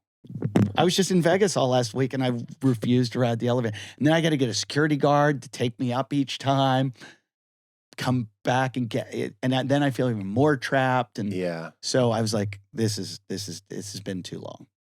It's interesting. I think all of these issues, it's interesting to, here's what I would ask Wait, do you want to hear myself. something crazy? Yeah, I do. San Jose Improv. Have you ever played there? They have a hotel that all the comics stay in. It's like right across the street. And when I went, they had to get a security guard to take me out of my room. And you go like through the banquet room, down the hallway, around this, up here, up this stairwell. And I'm always embarrassed when the security guards take me. And I said, "Hey, sorry, you got to do this." I go, "Do you do this a lot? With people that don't write?" He goes, "No." You're the only freak. Yeah. And then he goes, he's like, he didn't know that I was a comedian. He goes, "We're the hotel for the comedians." He's like, weirdly, a whole bunch of comedians. No. And I went, really? And so I don't want to name them, but he named me a bunch of comedians. And, you know, it turns out that Patrice O'Neill no, I'm just kidding. I was. What are the names? I'll tell you off air. Yeah, I got it. I've known more. I don't have it as much as I used to, but when I was in college, I had a real shy bladder. And I think it's similar. Here's why. It's an overthinking disorder. Sure. And comedians are overthinkers. The reason I mention that, and I also won't name names, but I never met more shy bladders than comedians of my style. Meaning, I don't think Jim Norton has a shy bladder. You know what I mean? I don't think Dane Cook has a shy bladder. But if you know a guy who's talking about his feelings and stuff, especially when I was, again, it's not a thing anymore. I'm so grateful. But I remember bonding with other comics being like, I'll walk this is in New York, I'll walk 4 blocks because I know there's a 1-seater at the Village Underground because I just don't want to. What happens is you're at a urinal and you're like, they're peeing, I'm not peeing. Do they know I'm not peeing? It's actually not shy bladder disorder. It's overthinking and a little bit of narcissism. Like they're looking at me, they're noticing me. And like, it's like when you're having sex, like what happens if I can't get a boner? That's also not an issue. Overthinking. But like, overthinking. It's all overthinking stuff. You'd be like, well, now I'm flaccid because I kept thinking, well, that's the worst thing that could happen. Here's what I was going to put to you though. I got curious about how far will I go to be special, unconsciously speaking. Do I kind of like losing a boner is a better example. Do I want to lose a boner so she'll treat me special in some way? It was in one of the Batman videos. I go, one of the sexiest things a woman can do is forgive, right? And that was based on my life at that time was, I can't remember if I was with Val, but let's say I was. And we're having sex, and we're new, and it's not happening, and she'd understand. She'd be like, it's fine. Don't worry about it. And then I'd be like completely into her because she saw me, and not only saw me, but she saw me as special. Right. So that's what I was going to ask you. I wonder, it's not an accusation. I wonder that. I've wondered, is this me becoming quirky? Because I remember years ago, I went on a tour with Bert Kreischer and Ben Glebe, and Bert goes, I said, can I get a room on the first floor, the hotel? And Bert goes, why do you want to be on the first floor? I go, I don't like to ride elevators. He's like, why don't you like to ride elevators? And I said, because I'm afraid I'll get stuck in there. He goes, oh, are you afraid it's going to fall? Or are you afraid? And I go, no, I'm just afraid I'll have no one to talk to. Wow. And then you'll vanish. Yeah. Well, I mean, that is it. It's like. That's why they have that call button. Yeah, hey. but I catastrophize. I'm like, that button doesn't work. Yeah. There's a tornado outside.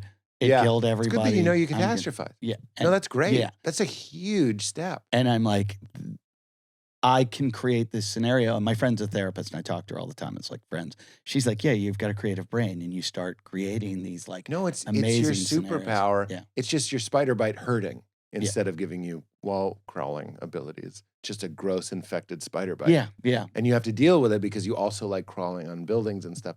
I feel the same way. It's like in situations I can catastrophize. I wouldn't call it a problem, but it's because I write stories. I just told you a story about winning the lottery, giving the ticket to my brother, and then he absconds with it because that's my job.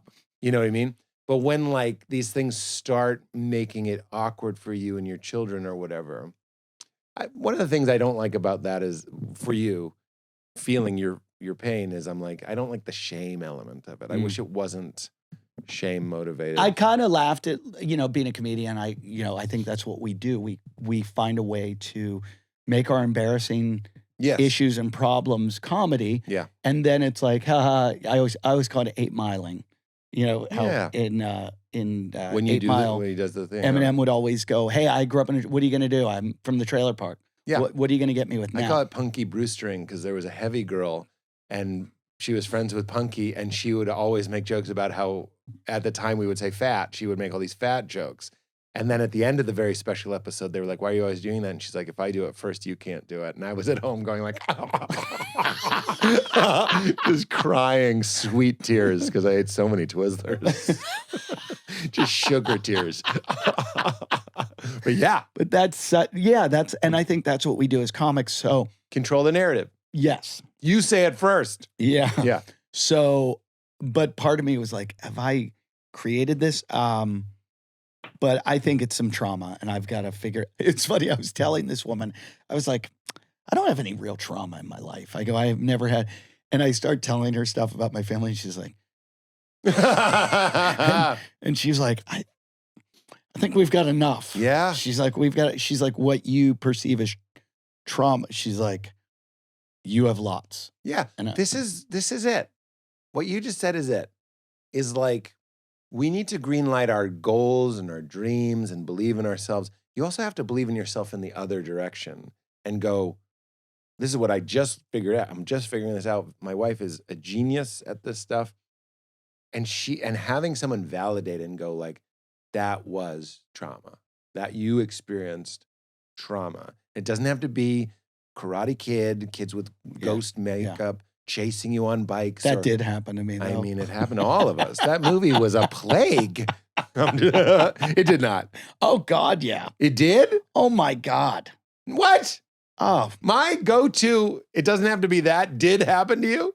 yeah. Chased by kids on bikes? Oh, fuck yeah. What? Oh, yeah.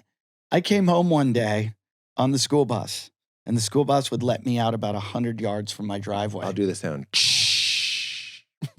And I'm in 8th grade, the junior high, and there's a bunch of high school kids with their car waiting with baseball bats at my stop for me. And I see them, and I'm like, I'll get the next one. I'm going to die. And I was like, and I go, I don't know what to do.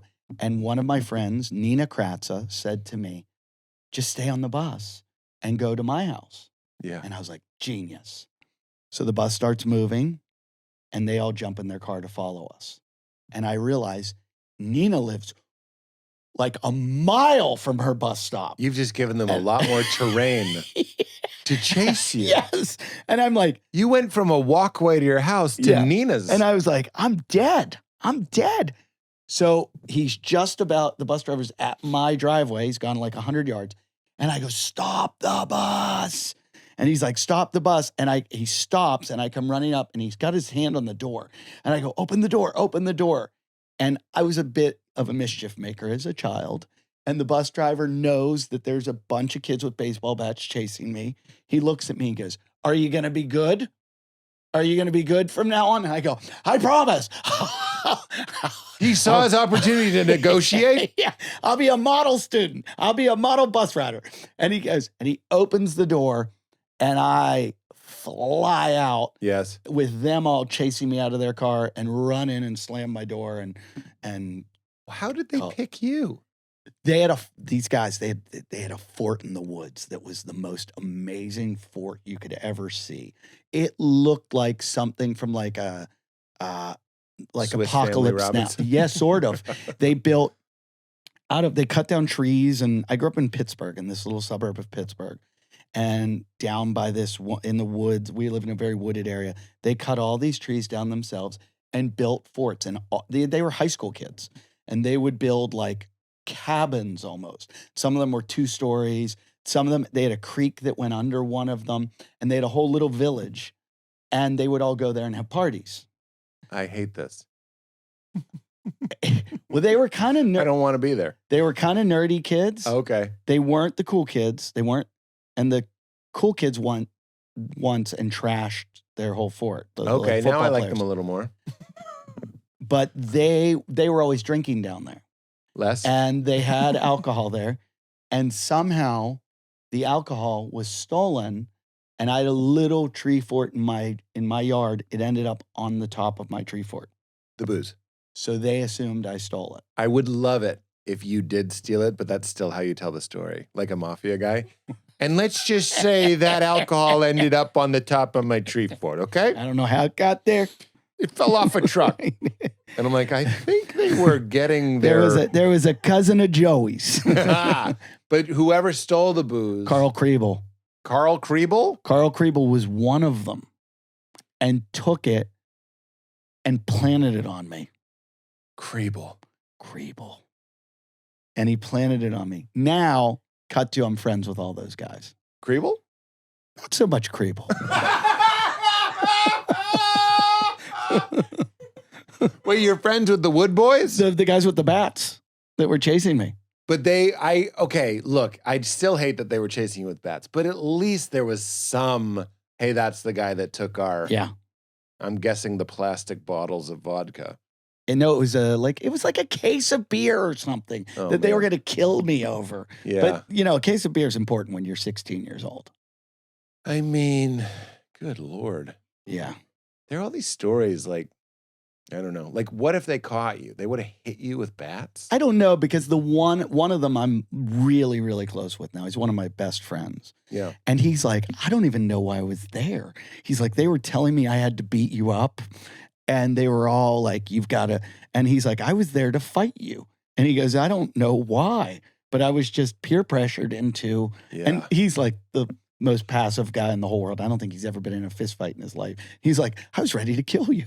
I know. In high school, a lot of people are just pretending that they have been in fights, pretending everything, pretending you've kissed somebody or whatever. I don't think they do it anymore, though. I don't think they do any. Well, it's been Shalamized. You know what I mean? And I mean that in the good way. Yeah. Timothy Chalamet made it like cool to just be like, what?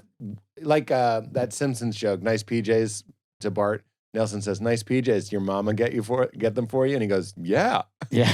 It's Eminem. That's the Shalamizing, the Eminizing of just like, yeah, I'm not shit. Like, why would I pretend to be shit? But I think in the 80s, you know what else was happening? My nephew does that to me. He's 17. And I'll go, are you really going to wear that out? And he'll go, yeah.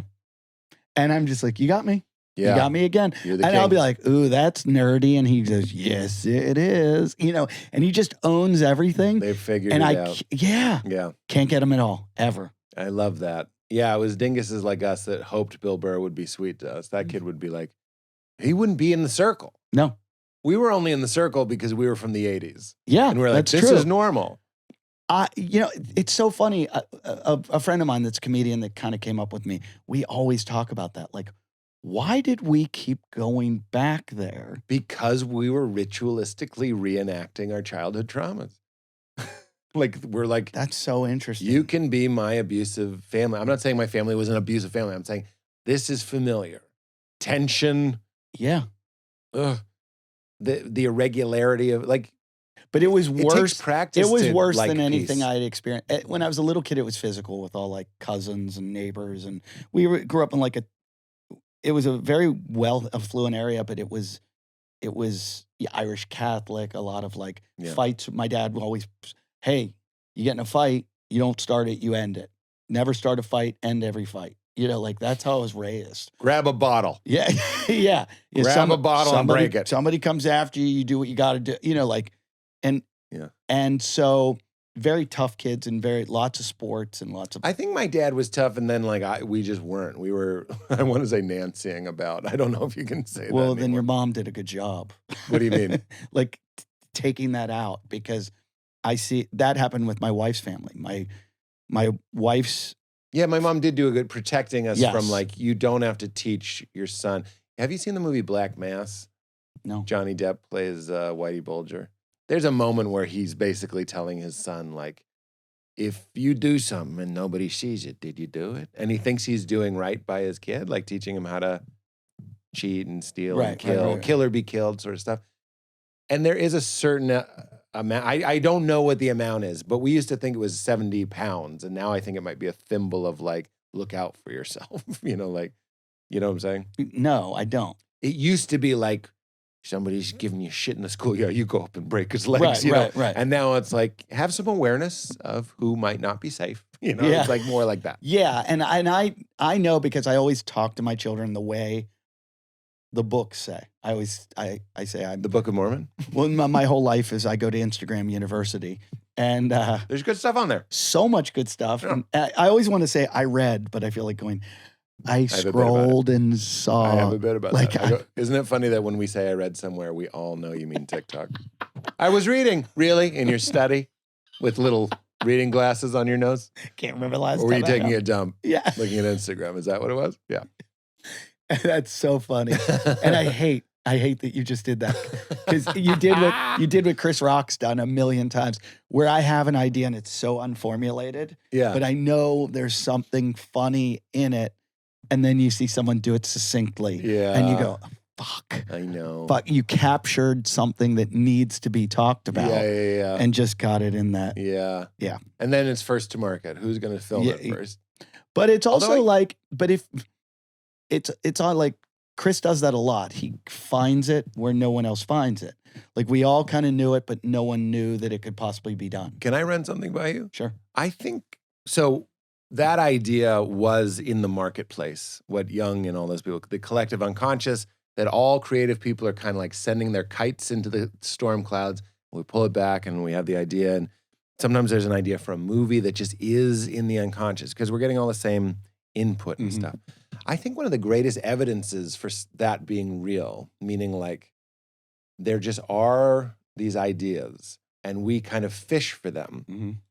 And then when they're caught, they kind of become less, this isn't necessarily literally 100% real, but just hear me out.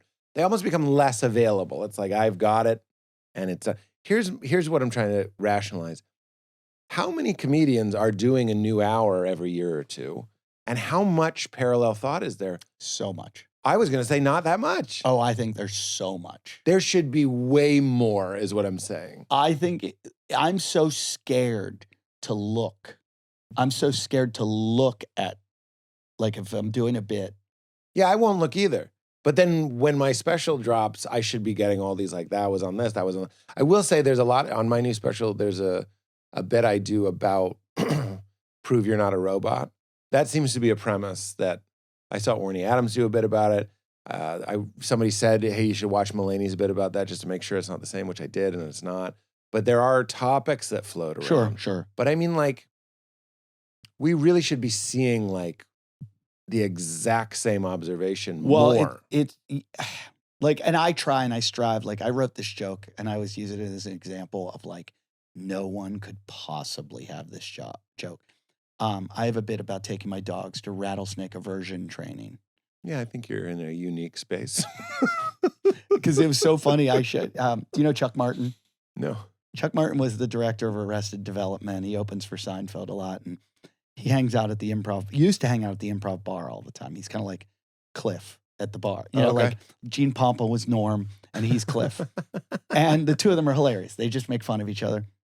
And I walk in one night and it's just like sitting down at Cheers. And he goes, hey, what's up? You know, I'm like, hey. He's like, what'd you do today? You know, and I go, I went to rattlesnake aversion training for my dogs. And he goes, I hope you're going to open with that. And sometimes you need someone from the outside. I remember going, oh, yeah, like that's a really unique, and I had a whole story about it. And then I thought about it. I'm like, if there's any other comedian in the world that went to rattlesnake aversion training with their dog, yeah, they're going to have a bit too. Because it's just too fertile. I agree. I've made this before. In the Crashing Writers Room, Greg Fitzsimmons was saying someone, and I've talked about this with Greg. I'm not. Can you tell me who was in that room? Who all? Well, it rotated so much. It really did. Did it? Yeah, Judd did an interesting thing where he would do like 4-week stints with a certain room and then would funnel it down. It was interesting, and it wasn't. I can't say, but I imagine it wasn't necessarily the best for the people that were being rotated out. Yeah, I don't know. Yeah, that would kind of suck. But it's not. So yeah, but then a core group. As long as they knew coming in though that it was only. That's true. Yeah. That's true. And then by the end, the room had solidified more. But it was like Beth Stelling, Mike Lawrence, Solomon Giorgio. I'm trying to think of other. It was a great room. Yeah. But Greg Fitzsimmons was one of them. Incredible. He's awesome. But we had this kind of friendly debate where he was like, somebody stole my wishing fountain joke. And we were like, and I was like, don't tell me what the bit is, but is it about like, and we kind of got to it like, we have so much water, we waste it in fountains. Like, is that it? And it was. Yeah. And he added to it, and we even throw money in it. Like, it's double wasteful. And I was like, I just feel like that's there. Yeah. That is the joke. I had a version, it's not nearly as funny, but I was like, I saw, this was back in my open mic days, I saw Glade made an air freshener made with real fruit. I'm so desperate for material. I'm like, I'm going to do something on that. And I'm like, I love that people are, and I'm also very Seinfeldy at the time, and I like, made with real fruit. I love that people are starving, but I just took a dump.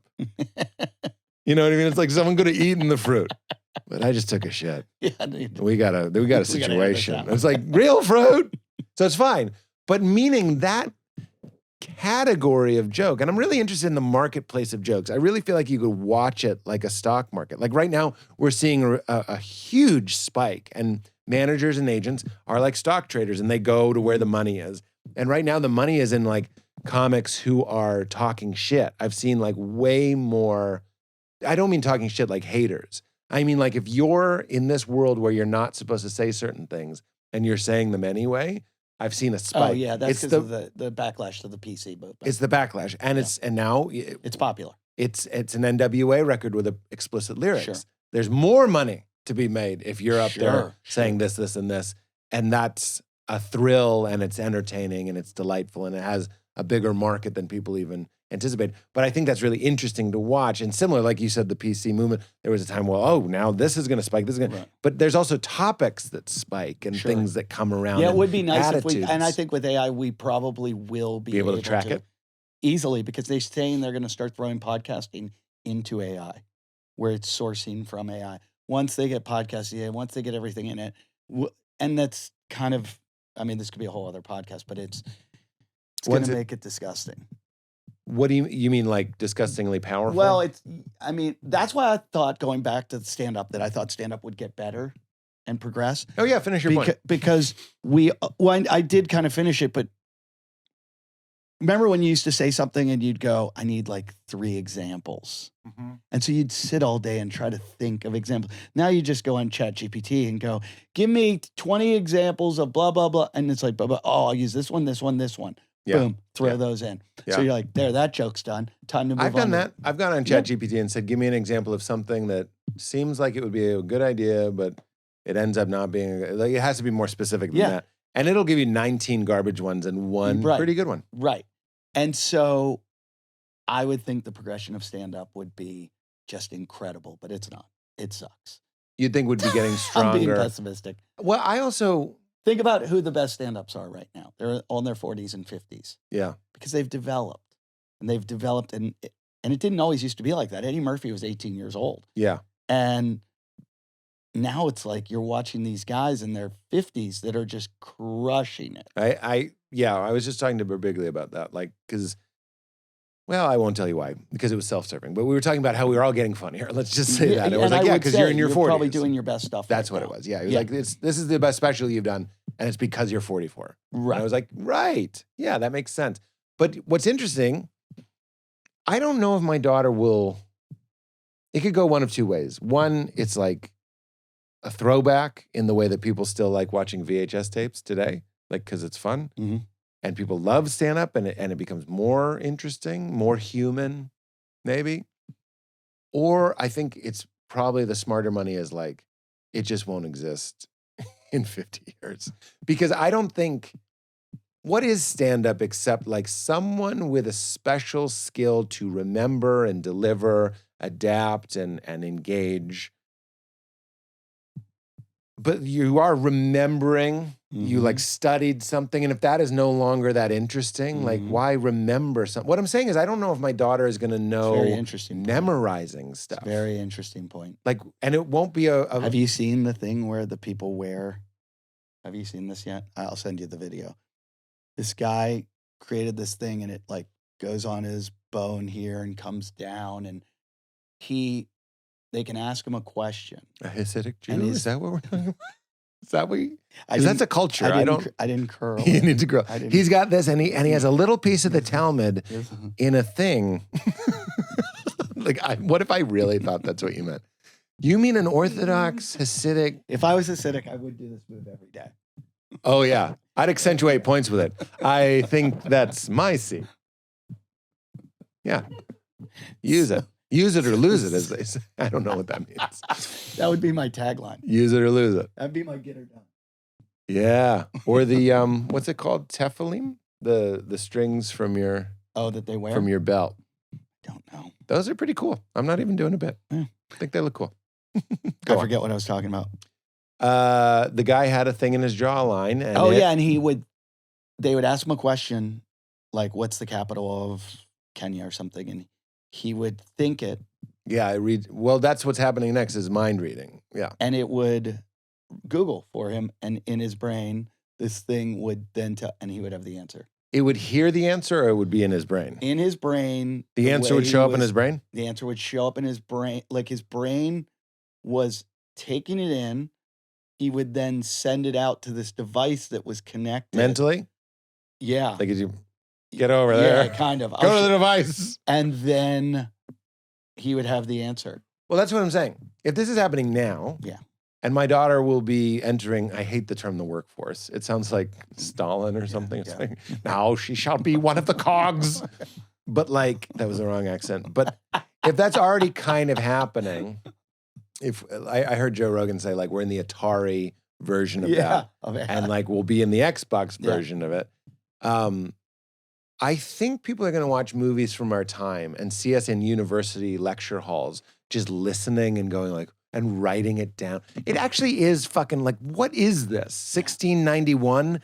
Oh, you write down something they know and write it down in the hopes that you can be disciplined enough to cram it into your brain. And now we're just going like, no, just put it in your brain. My daughter's school, her principal's this new principal that they've brought in, and his whole concept is this like growth mindset that like, why waste the time with the things that aren't going to exist? So don't make them have to do those Cursive? things. Yeah, cursive is one of the things. I remember I was at a school meeting. Are they going to learn cursive? Yeah. And I was, and This when guy they dressed said, like Mozart. Are they going to learn cursive? Pray tell. Please, not cursive where you shake a little salt on it afterwards so the ink dries. Is that what it shall be? No, get the fuck out of here. The person asked, they were like, are they going to learn cursive? And the teacher was like, I don't want to answer this. And the teacher was like, well, we haven't really found it necessary. And I was about to be like, what the fuck? And then I was like, yeah, it really is a waste.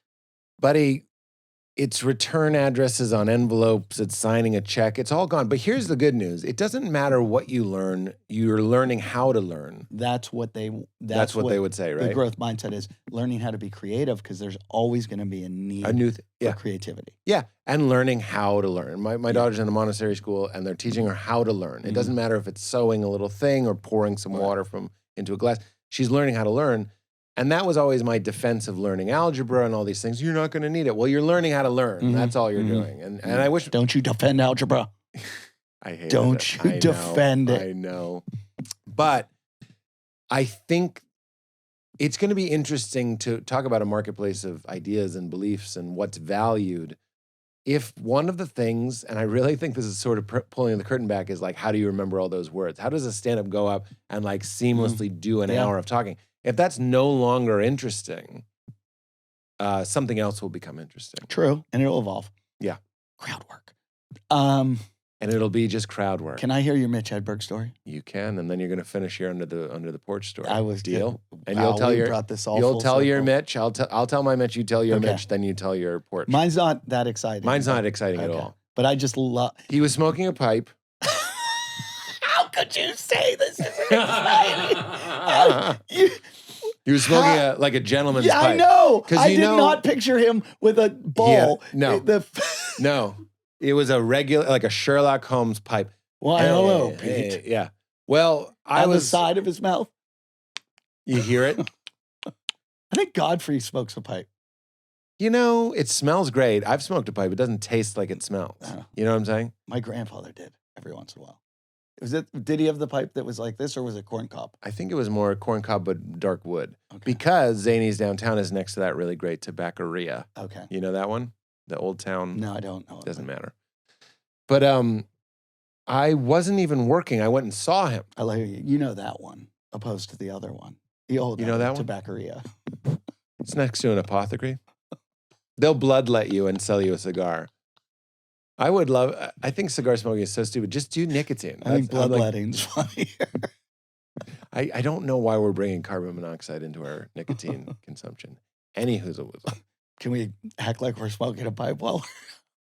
Where was I? In Utah, I walked by a bar and there was a young hipster smoking a pipe, and I was like, times have changed. They always go like, It's not cool. You know what's cool? Cigarettes were cool. letting it in and exhaling it like a dragon. Not. Sorry, was your soup too hot? That's the same thing. It's not a cool. If you have to pucker and pop, it's not a cool tobacco experience.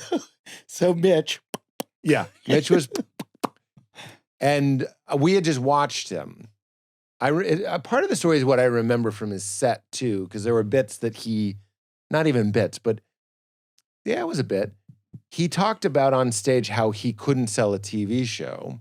And I remember this bit because I think the logic of it is so bad. That's what made it stand out. He goes, people in LA won't give me a show because they don't think I can entertain people for 30 minutes. But I'm like, every night I do 45 minutes. That's like a TV show and a half, right? And I'm sitting there like, but it's completely different. You know what I mean? I'm just kind of like, and it didn't really work. He was just trying something new. But that stood out.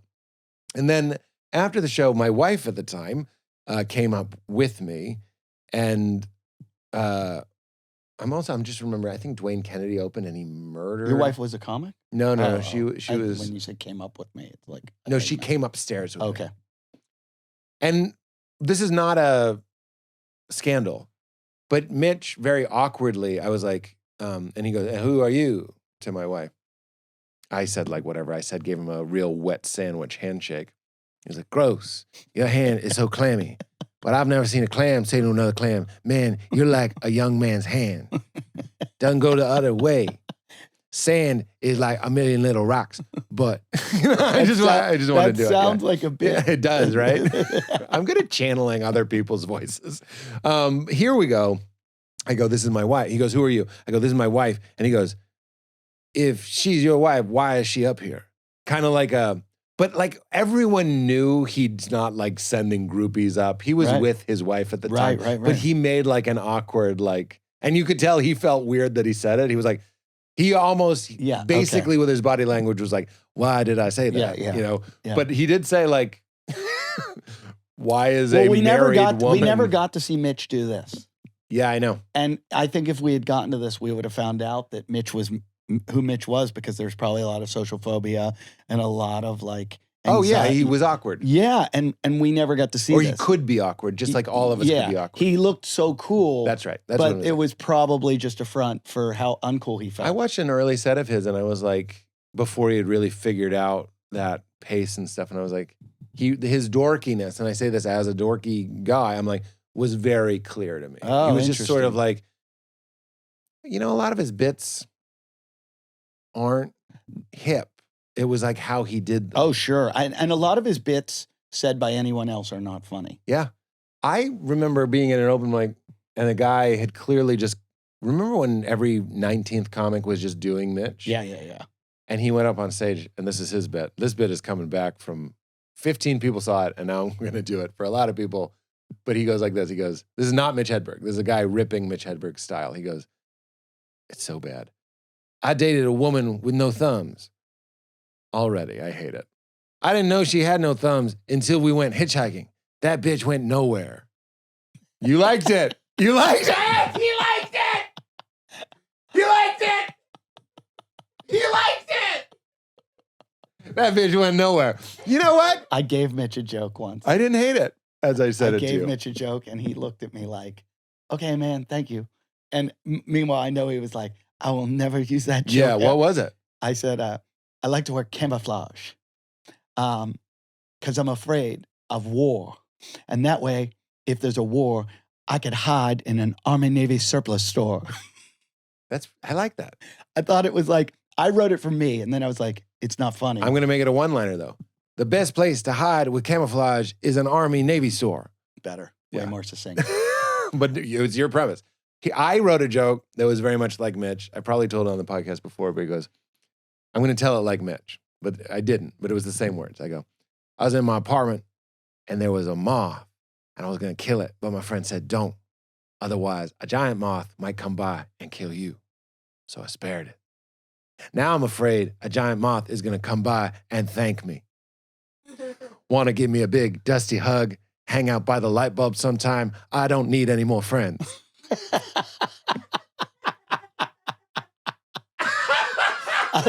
The last part of it is where you really You need it. You channel Mitch. Oh, I definitely channeled channel- them. You also need it. There's like a real curve to that where it's like, it's interesting jokes. It's like, I don't need any more friends. It's not worth it. It's not worth it. It is worth it. Like the setup is- sandwiches. Sandwiches are like a story that starts with bread and there's a callback at the My end. story about Medium is not that exciting. John Bush. Do you know John Bush? Mm-mm. He was a New York comic. He was from Minneapolis. He, I guess, was friends with Mitch way back in the day back there from, I think Mitch was originally a Minnesota comic, or was he Seattle? Maybe. Anyway, he comes to New York and he's in the comic strip where we all kind of hung out there almost as much or more than the Cellar at the time. Mm. And he's like, do you know who this is? And I said, no. He said, this is Mitch Hedberg. He goes, he's really funny. And I was like, okay. He's like, we're going to go play darts across the street. You want to come? And I said, yeah. So we're playing darts and Mitch was really nice. He's like, hello, nice to meet you. And I was like, and I was like, hey, Mitch, I heard you're really funny or whatever. And he's like, oh, cool, man, thanks. And I looked down and he's wearing tree-torn tennis shoes. Do you remember tree-torns? No. Tree-torns, they actually kind of looked like this, but they had a little upside-down V. And the only people that wore them were like Bjorn Borg, the tennis player. Okay. And it was mostly women wore them at like country clubs in tennis. And I go, and it's like, I had nothing to say to him. And I just go, tree torns? And he goes, yeah, I like them. They're real comfy. They're real comfy. But it was like, he was wearing like a woman's shoe. Yeah. Because he didn't care what anybody thought. He was like, they're comfy. And then I saw him one night say the funniest thing on stage at the Boston Comedy Club. He was bombing so badly. Yeah, wow. And everyone did. It was impossible. Yeah. Unless you know. That's where he came up. I never thought of him on that It stage. was so hard. Wow. And he's bombing. And he goes, well, okay, I guess that will be it for me. I will be leaving. And the crowd starts doing like this, like, like clapping, kind of like good. Yeah. Next comic. And they all start doing the clapping. He goes, no, stick to your guns. You did not like me. Wow. And it was just right there. I went, that was like brilliant. Yeah. How he, no comic would say, Yeah. So that's like our lowest moment. We know we've just bombed. We want to get out of there. And we just want to shower this off our body. Yeah. And he said something so funny in leaving. That's great. No, stop. You did not like me. Dimitri Martin, back to where we were earlier. He went up at the Boston. He used to bomb there a lot. And he didn't do well, but no one did. And I'll never forget it because I was bombing probably 20 comics after him at like 1 in the morning. But he went. My stink was on the stage. Yes. Yeah, it was just there. You could feel it. Yes. Like a mist. Yeah. But Dimitri in the middle of his set, and he was doing fine, but he wasn't going well. He goes, I can tell I'm not your cup of tea. Like he just called it out. I know it's not as good as your Mitch story, but I had just never seen someone acknowledge like comfortably. Yeah. I know I'm not for you. That's okay. You Because I'm like, if you're not for them, you deserve to die, You've got to think about Dimitri's confidence, though. I know. He dropped out of law school after 2 years. Yeah. I was like, Dimitri, maybe you should just finish. Yeah. It's just one more year. Yeah. Just get it done, man. Yeah. And he was like, No, I got this. yeah. Yeah. No. He knew. Very cool. And I was like, and I knew how funny he was. I was like enamored of him, but he wasn't doing well. And I was like, are you sure? Like you really. You're making me realize what was significant about that story was he was one of my favorite. He is one of my favorites. But at that time, idolizing this guy, he bombed where I was bombing. Something Gavigan told me when I was starting, he was like, we both kind of had a rough set in Germantown, Wisconsin. And he goes, there's some crowds you don't want to do well for. And I was like, what?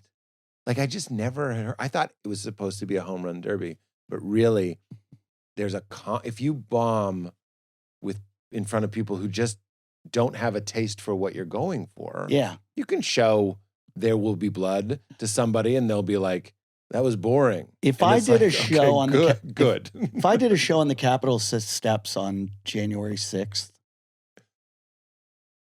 I'm pretty sure You'd bomb. Well, you can't say bomb. you would not do well. You would do poorly. I just said that at the airport. No. Go ahead. You used the word? No, I didn't use the word Oh, I thought bomb, you but said my BLNB. bag, I only travel with a backpack. If anyone who sees me, somebody came to my show twice in Utah, I'm like, if you're wondering why I'm wearing the same shirt, it's because I It's the way just to want go. to travel with a backpack. I'm the same way. I don't give a fuck. Who the fuck is going to be like, did you wear the same shirt? I don't care. I don't care. I want to travel so lightly. Me too. Get out of my house as quickly as possible. Me too. It's like a go home as bag. quickly as possible. It's still packed, Eddie. Yeah. It's still packed. Yep. I don't unpack it. Yep. I mean, I take the dirty laundry Somebody out. told me to keep one in your car. Just keep. I have a go bag in my Do you? And that's when you gave me your wife's blanket. I was like, this is going in the car. Yeah. Because I've been in situations where it gets cold. I'm like, if we broke down, we'd need some blankets. So I'll be thinking of you as I'm dying. I'm dying slightly slower because of this thin Laguna Beach blanket. I'm just kidding. What was I saying? It doesn't matter. The crowd that you want to bomb for. You want to bomb for? We still have to talk about the poop. Oh, yeah. the shirt. Thank you.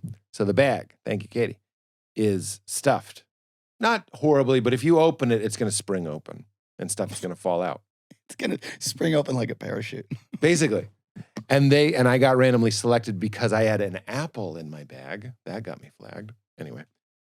So the TSA agent, who I'm always like, I don't know if you're this way. It's like when you give too much money to the guy that won't let you use the bathroom. I'm so nice to the TSA, especially if they're kind of curt with me. I'm like overly like, anyway. So they're opening the bag and I go, careful, it's really full. It's going to explode. Oh my. And we both just let it slide. Ah. I go, careful, it's really full. It's going to explode. Oh. But it did explode with socks and stuff. Yeah. It's like a prank. I'm the same way though. It's so funny you do that. Yeah. Okay, so the guy pooped on my steps. I kicked him out of the house and I said, you're going to have to leave. And he said, I need to talk to the landlord. And I go, I am your landlord. And I go, you have to go. You've stolen this stuff. So he wouldn't leave. And I said, look, it was like a couple of days. I go, I'm going to give you a couple more. I got to get a truck. I go, look, after a couple of days of it, I go, look, we're putting a padlock on there on Friday. You have to have your stuff out by noon on Friday. He's like, okay. So I see him unloading. He shouldered me one time on the way out. Oh. And he would just give me these dirty looks, wouldn't talk to me. I mean, I can kind of see how he got to the place where he is in life. Like, you know, when like He's not a chill hang. no, he's just a very oppositional person that Yeah. that I saw it come out and I was like, oh, this is, Yeah. you know, you struggle in life. And I was still trying to be like nice to this guy because I felt bad about, but you can't steal stuff and keep it under my house. I feel like that's a good line. So he leaves. I come home that night and there is a giant steamy human shit right in front of my door. It's funny how you know human shit. I mean, you look I mean, at it one was several like, times a day. Yes. But the thing I thought about it, I wasn't that mad. I kind of laughed. So I knew I was going to have to get a shovel and like pick it up and throw it, which is going to be Or like a pizza, so. those things they slide pizzas into ovens. You go, and then Much put it in easier, an much oven, easier. crisp it. But I thought it was probably worse for him. Like Yeah. his was a, Yeah. uncomfortable it is to stand. And you're squatting and squat. and your dick gets compressed into Yes, this and you're like that, and you're hovering. Yeah. And your quads are tightening and he doesn't want to hit his pants. yes, And he's just sitting there and I thought, you know what, you idiot. you won. Yeah. What a thrill. Eddie, thank you for doing this. Oh, this is so much fun. So much fun, effortless. We'll talk about it some other time. So people call my comedy effortless. Effortless. Well, I did say it flows. Effortless. We have the guests say keep it crispy at the end. It's just the sign off. And I'm just pointing because it says it on that sign. But you do get all this stuff. We have similar hair types. You'll like the modern mammals. You should take the Magic Mind with you and you'll get some first person. What is this, a Thank you very game show? much. I'm just saying don't forget it. I That's can't all good wait to stuff. read Misfit. And you can read an advanced, unproofed copy of Misfit by Gary Gulman. Is that really? That's unproofed? There's no typos in it, though. It's fucking Gary Gulman. Yeah. Everything's perfect. Yeah, it's perfect. It's I'm seeing Gary. It's perfect. Oh, that's a good Gary. It's perfect. I can see it. Okay. Would you grace us with a Keep It Crispy? And thank you for being here. Keep it crispy and thanks for being here. Very good. Very good. And See then why I don't act? I drive to your house and poop on the lawn just for that. Would be funny if someday Steve Burns like, I'm the one that took the shit. It was me. His dying words. Eddie, it was me. You made it weird. You made it weird.